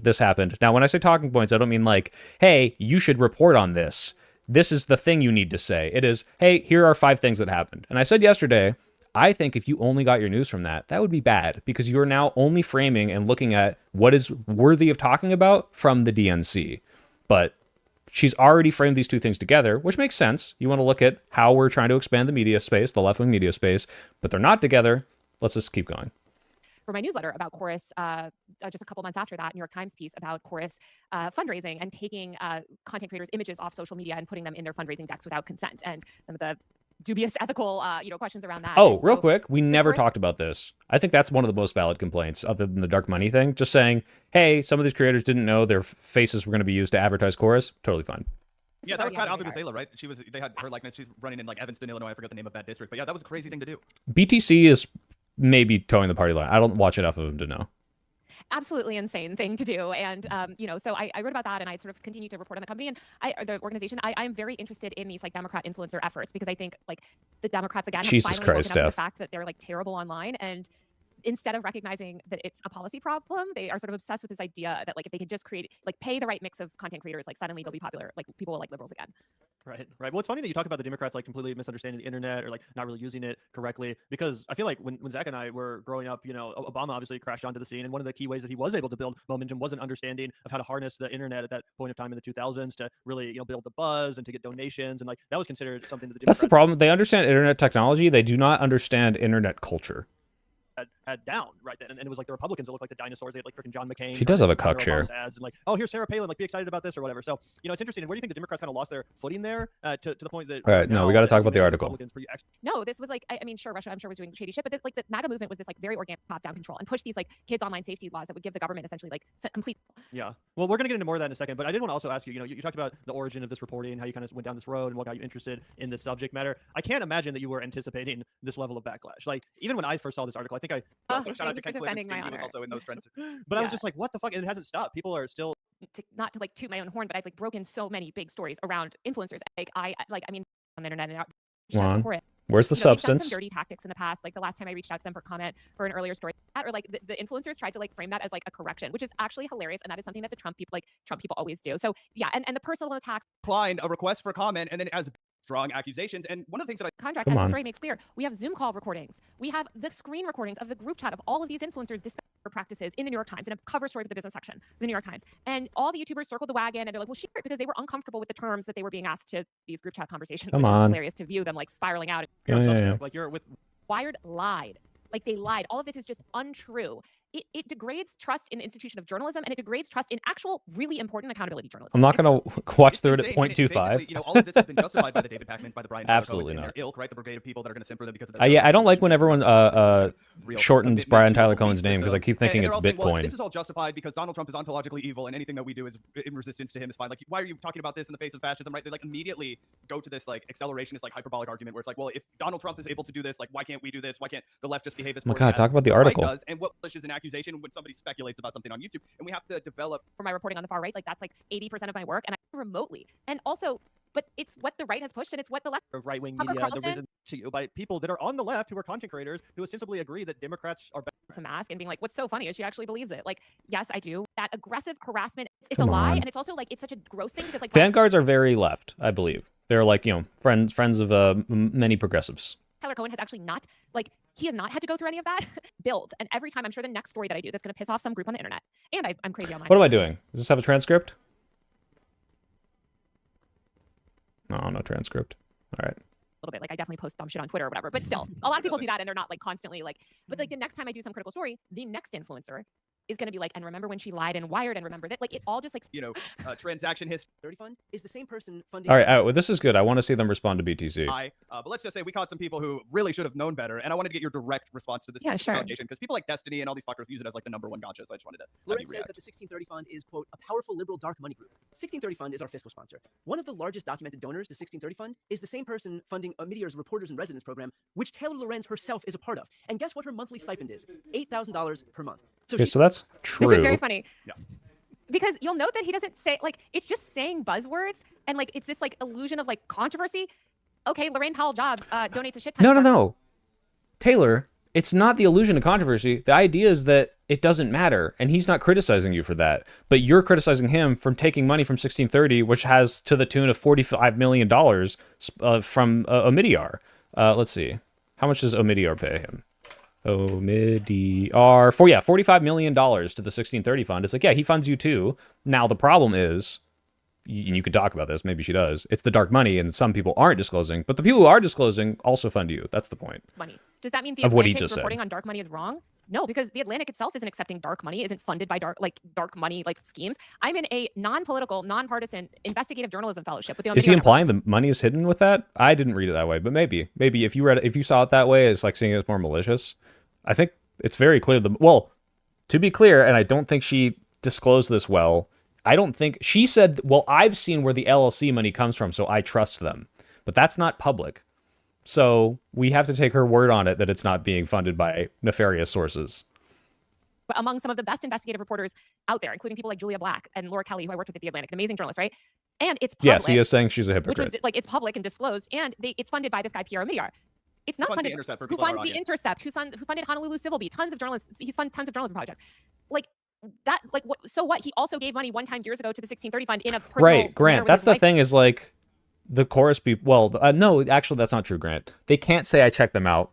What the chorus people could do is say, I asked 1630 to show us all their funding sources. Just it'd be under the scenes, and they told us it was all good, right? Like, what does that have to do with? No, hold on, Timber. I'm not saying Brian Tyler Cohen isn't trying to like throw snark back at her. I'm just saying he's not specifically saying you're taking dark money too. I think he's saying you take money from this same guy. Why are you getting on our case about it? Me, like, again, all of these billionaires that own every single major media org give money to dark money groups. That doesn't mean that the journalists reporting. Sorry, factually, we do not know that she's done the work to see where the money's come from. That's just what she said. We don't know what she saw, and also that doesn't mean she's lying. It just means that she might have a very like low bar for what they have to show her, and she distrusts them, which could be fine. But it also could be that they just like fucking showed her some bullshit, right? Like there's no legal documents for this. Those dark money groups are like compromised. Those journalists aren't receiving, including myself. I'm not receiving a penny of dark money. And also, if you follow that logic, what is the implication? The implication is that this billionaire who funds journalism projects and political projects, like, donated back in 2021 to 1630 Fund. 4 years later, starts a fellowship where he funds a journalist to write a critical hit piece on the money that he gave. Like the fund that he gave money to? Like, what are you talking about? Like, yeah, anything, but that's I think this is the complication here. I don't think Brian is implying that she is influenced by the Omidyar network to write things about the Omidyar network donating to 1630. He's just saying, this isn't a big deal, that what you're calling us out for isn't a big deal, because look, you take it too. That's what I was reading out of that. It shows that I'm even more editorially independent because I'm writing very critically about an investment that this billionaire funder did. Like, it makes no sense. And like, also, it's public. The only reason he knows that I'm in that program is because it was immediately disclosed and all the information is on the website. And to be fair, the reason that we know that Omidyar donates to 1630 is because it's also public, because he discloses. But he is not the only person. Now, if what she claims is true, that she understands every single source of who pays the LLC, I guess, but it's not public to us. Like, Reporters Program even had to put out a statement being like these people are so stupid too, because dark money groups don't fund billionaires. Billionaires are rich. Billionaires fund dark money groups. Dark money groups don't fund billionaires. So it's not like Pierre Omidyar is getting all his money from 1630 Fund and putting it into journalism. Like, it goes the opposite way. He's a billionaire funding things. And unfortunately, billionaires fund our entire media ecosystem, which is part of the reason why I went independent. Yeah. Well, that's interesting. Can you talk a little bit more about that Omidyar program? Like, I'm assuming whatever it is. Let's see what she says about it. Is it the same thing she said on Destiny? Your work. There's no daily check-ins, are there? No, it's not a political. Like, that's the other thing. It's not a political program. Okay.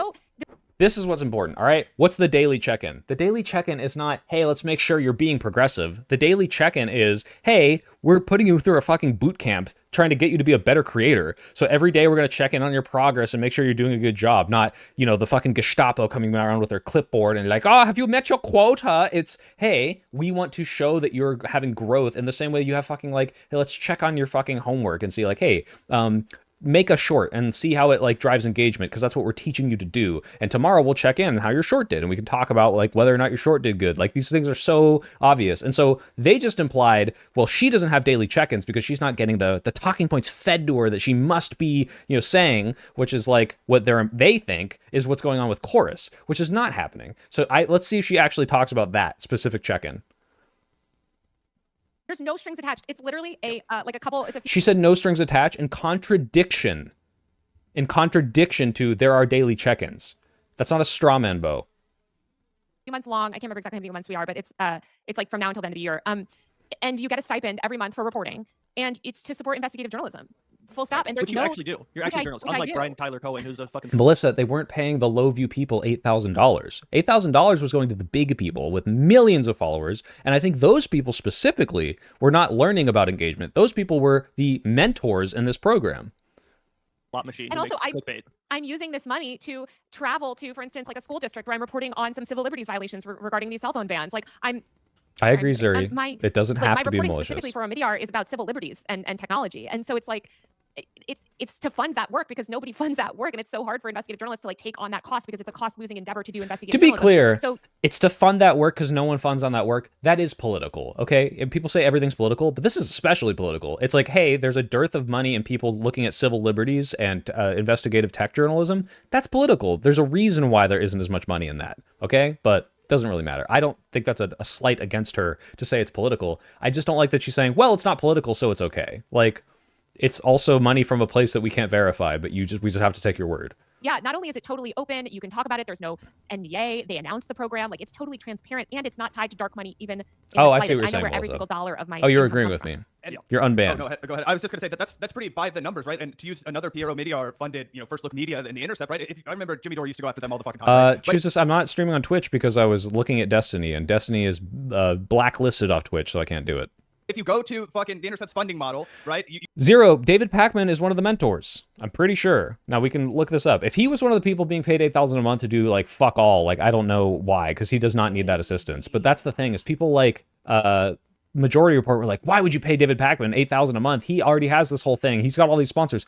Yeah, I agree. It doesn't really make sense to give him $8,000 unless you're just like, I want to support your project and spread this message more. But I don't think that would change much unless it helped him buy like studio equipment or whatever. I think he was one of the mentors in this program. Thank you, Death Awaits, for becoming a member for 2 months. You can see exactly how much everybody's paid. You can see exactly, it's all transparent. It's like a 501c, whatever the hell. You know what I mean? It's all transparent. It's a non-for-profit media organization. And I wanted to just get your thoughts because you made a really great point. There's this intentional misunderstanding of the different sources of funding that you can get as a reporter. And there's been a big lurch towards, oh, you should be 100% independent. All right. I don't really Talk have about the article. With some of the top defamation attorneys in the meantime. Okay, you're being sued. Literally a freelance journalist that's like, thank God I have this like fellowship going for the rest of the year. But day, right? Okay, yeah. David Pakman does seem shitty when he pretends not to know how to pronounce APAC. Like, I only learned about APAC in the last year, and I know about it because people are talking about it. Did you literally just read it now? That's crazy. Don't have a high overhead. We're just two guys. You know, whenever we have tried to get out of the apartment and be like, let's go on the order for our local NPR. And it has gone so far. It's just misogyny. By the way, the reason I was looking at the transcript, because I don't want to search through this, but I'm going to look for the word Israel or Gaza. Virulent misogynist. And then you have... And pedophilia. That he was pedo. And pedophilia. It wasn't his entire... Okay, wait, no, this is something else. I think it's so important to give young people a voice online, and not going to go to their parents. A lot of they're talking to a journalist is because they're seeking accountability and they're seeking a voice and they want somebody out. So wait, has anyone called him APAC man? Surely, yeah. Oh, Melissa, you just right after I said it. It's very silly. Now, when kids are under 13, I do generally talk to, but Hiker, like, is it because you said positive things about Hassan once or twice and now all manifestos? Because I've seen the way that like mainstream media warps these people's manifestos, and here in LA, and our mutual friend had reached out and like, they're troll made a few bizarre and edgy attempts at being funny. Okay, this is just shitting on Ethan Klein. Out of that, right? But there's a big difference between Hassan Piker's income and my income, right? There's a ginormous get mad, right? And that everything I've taken also is like taken in the worst faith or whatever. Like, people can be like, journalists are supposed to be this cold, like, and if people want I would say too, like a layman, right, who's just covering, you know, when I was like, oh, I'm interviewing Taylor Lorenz, he was of course. Yeah, I've been doing like cable news, like TV hits and stuff, so I'm like, now I'm on the internet, I can say what I want. So thank you. Really appreciate it, Taylor. You're welcome back. Aren't familiar, hit the join button. Is that it? She didn't debunk it at all. Unmember. Hold on, guys. Let me bring up the other one because I want to. Like, let me show you what these guys were saying yesterday. You guys are so audience captured.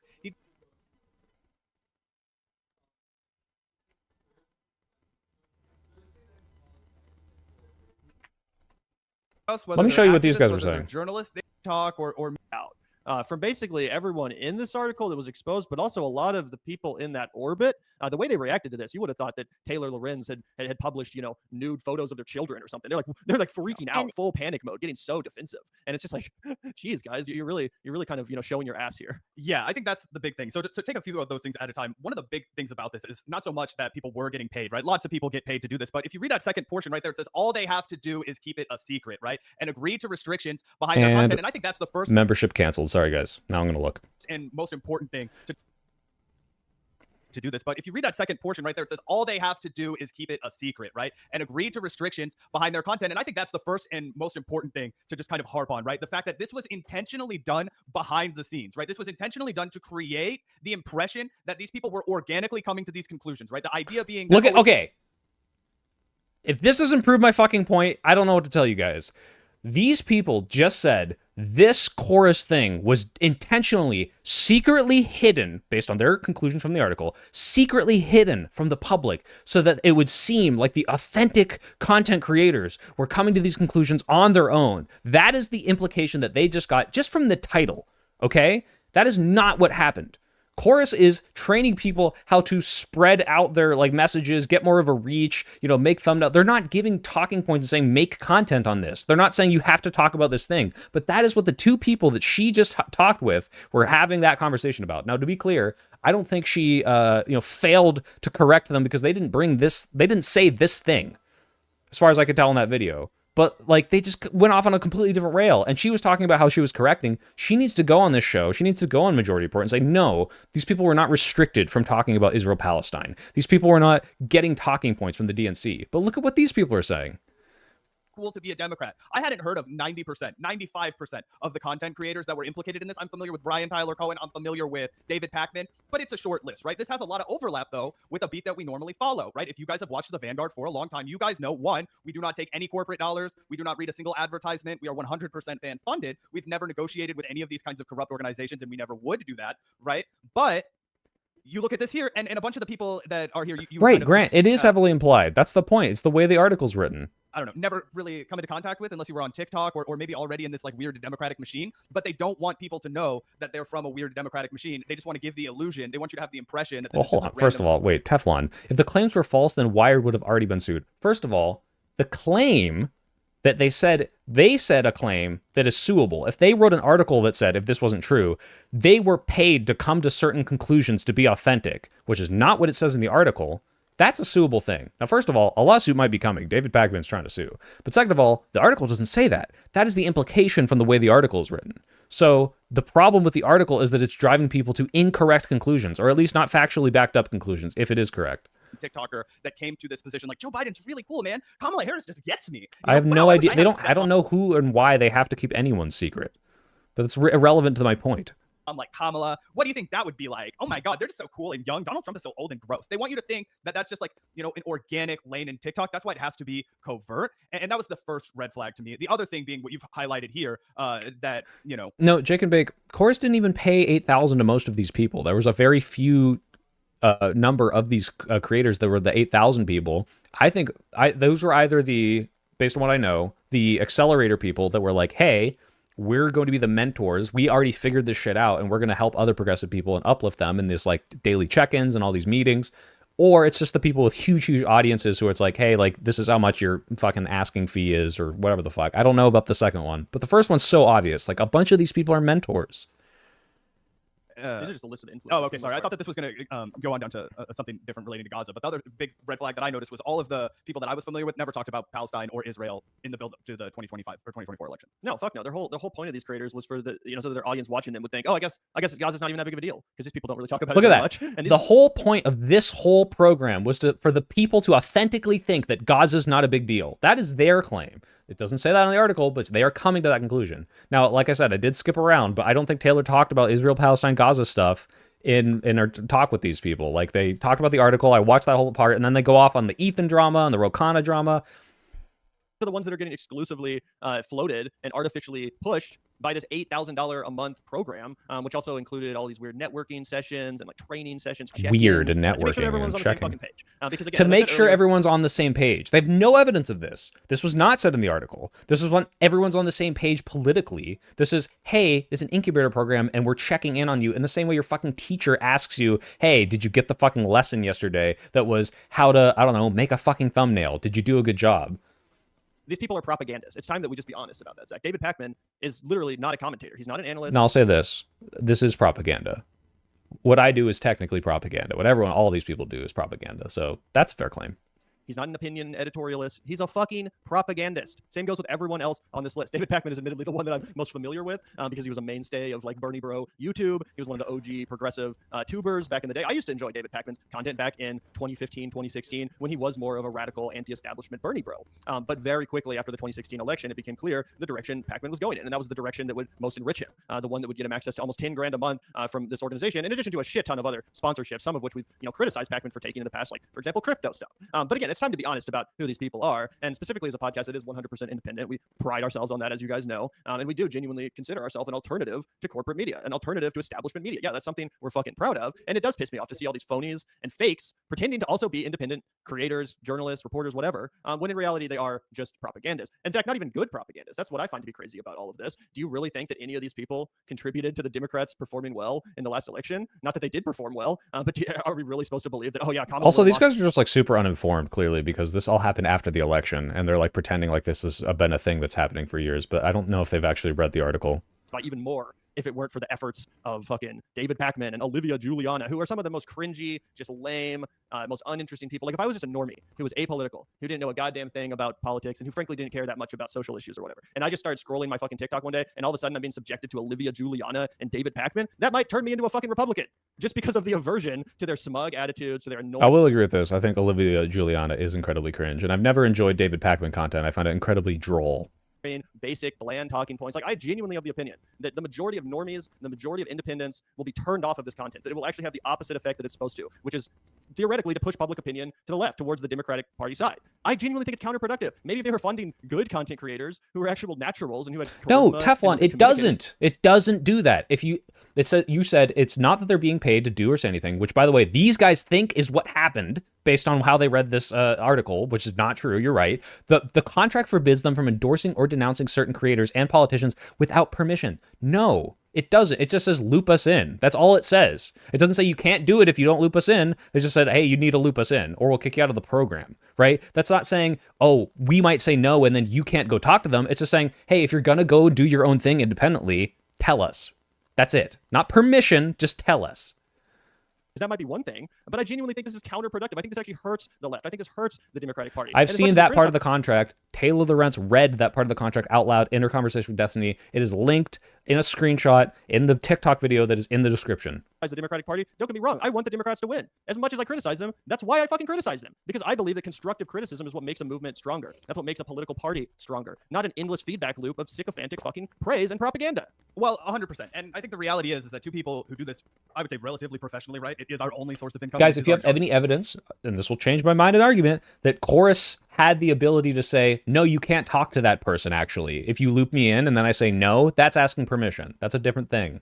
We cover online political media. That is our beat, right? Particularly online left political media, right? That is what we spend day in and day out covering. And I hadn't heard of 95% of these assholes, right? So how effective could it be? I do not go out of my way to consume conservative media outside of the PBD podcast when we want to get a laugh. Maybe I'll check out Nick Fuentes for the show. Are they going to talk about Israel? Stuff that people like. That's not what they're doing. Why? So that they can create the illusion that there is not that gap between the base and where the leadership is, right? That they want to pretend that the electorate is right where the leadership is. So they want you to be fooled that the economy was going. Right. So look at how the way they're framing this, which is just not the case. They're saying we want to artificially pay people to toe the Democratic Party line so that it seems like the base is more on board because people will listen to them and not us because those people are more authentic. And not, which I think is the real reason, because I've talked to people like from Progressive Victory and all these other orgs who are trying to do similar things like Brian Tyler Cohen is doing, like, hey, we need to give more money to people who are authentic, who are already reporting on this, and give them more of a voice, because right now they're being completely outspent by like the Charlie Kirks of the world. That's not saying you have to do this, you have to do that. That's saying, hey, let's actually have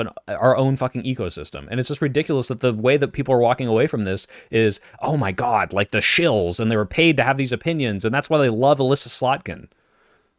Great when Joe Biden was president. They want you to be fooled that Joe Biden's really Zero. I linked that video. I don't believe that's what Taylor is claiming. Care of it, and it's a really tough situation. We have to support our ally Israel. They want you to be fooled into thinking that the climate change is being addressed, right? Joe Biden went through it for a time. There was a real effort to be like, oh, we're really doing something about climate change. It was a total hoax, guys, right? Joe Biden didn't do enough, and I'm a fucking climate radicalist, guys. But like, the Climate Reduction Act so much more than we ever could have gotten out of any other fucking president, and it didn't go far enough. But it's like, it's the same thing where it's like Joe Biden trying to pretend, or Obama trying to pretend that he's like universal healthcare, but he only gave us Obamacare. It's like, we barely got that despite all their efforts, and that wasn't because of Obama. That was because of Republicans. Kamala Harris is president, right? We are going to make these guys are kind of brain rotty. If Kamala Harris is president, we are going to find a path to amnesty for immigrants if Kamala Harris is president, right? These are real alternatives that the American people. He's taken all the sponsorship money. He's taken his chorus money. He has 17 sponsors listed on his website. We can throw it up right here. All right. It's not like he needed the money, but he wanted more money. He wanted that extra $8,000. See, they don't even know about the mentorship program. Okay, I've seen enough. I've already seen this. Okay, guys, my point is that the way that people are running away from this is due to the language of Lorenz's article. Now, I'm happy that she's coming out on and either showing that was never her intention and correcting it, or even if she did walk it back, at the very least still correcting it. So I think that's good. But the damage is done. People think that now all of these people, you can look at Brian Tyler Cohen's comments, you can look at Packman's comments, like, you're a paid shill, you're a paid shill. Now, if they're shills, they're shills, okay? Like, but that has nothing to do with what is reported on this article. And like, we have yet to establish that. And to be clear, at the end of the day, and this is going to undermine my whole stream, I am one of those accelerationist people. I think Trump is such a threat that I would say, look, if I could pay some homeless guy who is completely apolitical 10 grand a month to go be the most charismatic pro-democratic person, fucking do it. But that's not what's happening. This is also frustrating. I'm so mad that we're doing this. I'm glad I got to hear it from the author, and I got to look more into this, and I will be having a debate on it tomorrow with people who actually oppose it. I think it was great to talk to Kilo, who has very legitimate concerns with this sorts of stuff, but it came to the same conclusion that, yeah, more people should disclose. Yeah, the article might have been a little misleading. The creator who showed just a few pages, don't you think it's fishy they didn't show all of them? I don't know if that's fishy. I don't know what you would want to show legally, what your like lawyer wants you to disclose. If there's an NDA saying, hey, don't just like get this contract from us and just like throw it out. Like that's very like, you know, into the wild so that everyone can read it. That's like very normal for like signing a contract. And so what they are and aren't allowed to disclose is a little less relevant to the fact that the claims and that people are making based on this article that, hey, they had to toe the party line. Not true. People were criticizing Gaza. People were criticizing Democrats. Hey, they weren't allowed to say they were part of Chorus. Not true. People were saying they were part of Chorus. Now, maybe there were stipulations on how they could disclose Chorus, and that's fine. It's like, hey, you can't say like, this cool thing is giving me all this money and it's great. Sign up and just get money and you don't have to have any principle. Like, there might be some restrictions on how they want to be talked about, and that's totally understandable. I'm not even saying it's not possible that some of the worst things people are saying could come out from this, but none of that is established. It's all running away with speculation from the way the article is written. I think is misleading. You should watch the lawyers say over this contract. Go look at the Hot podcast. I might do that later. In preparation for tomorrow. But I want to go work on the video, guys, the Democratic establishment video that I'm making on Ken Martin and Ro Khanna and a lot of cool people that I got to talk to. And hopefully after this week, we stop talking about this, but maybe it'll blow up. Who can say?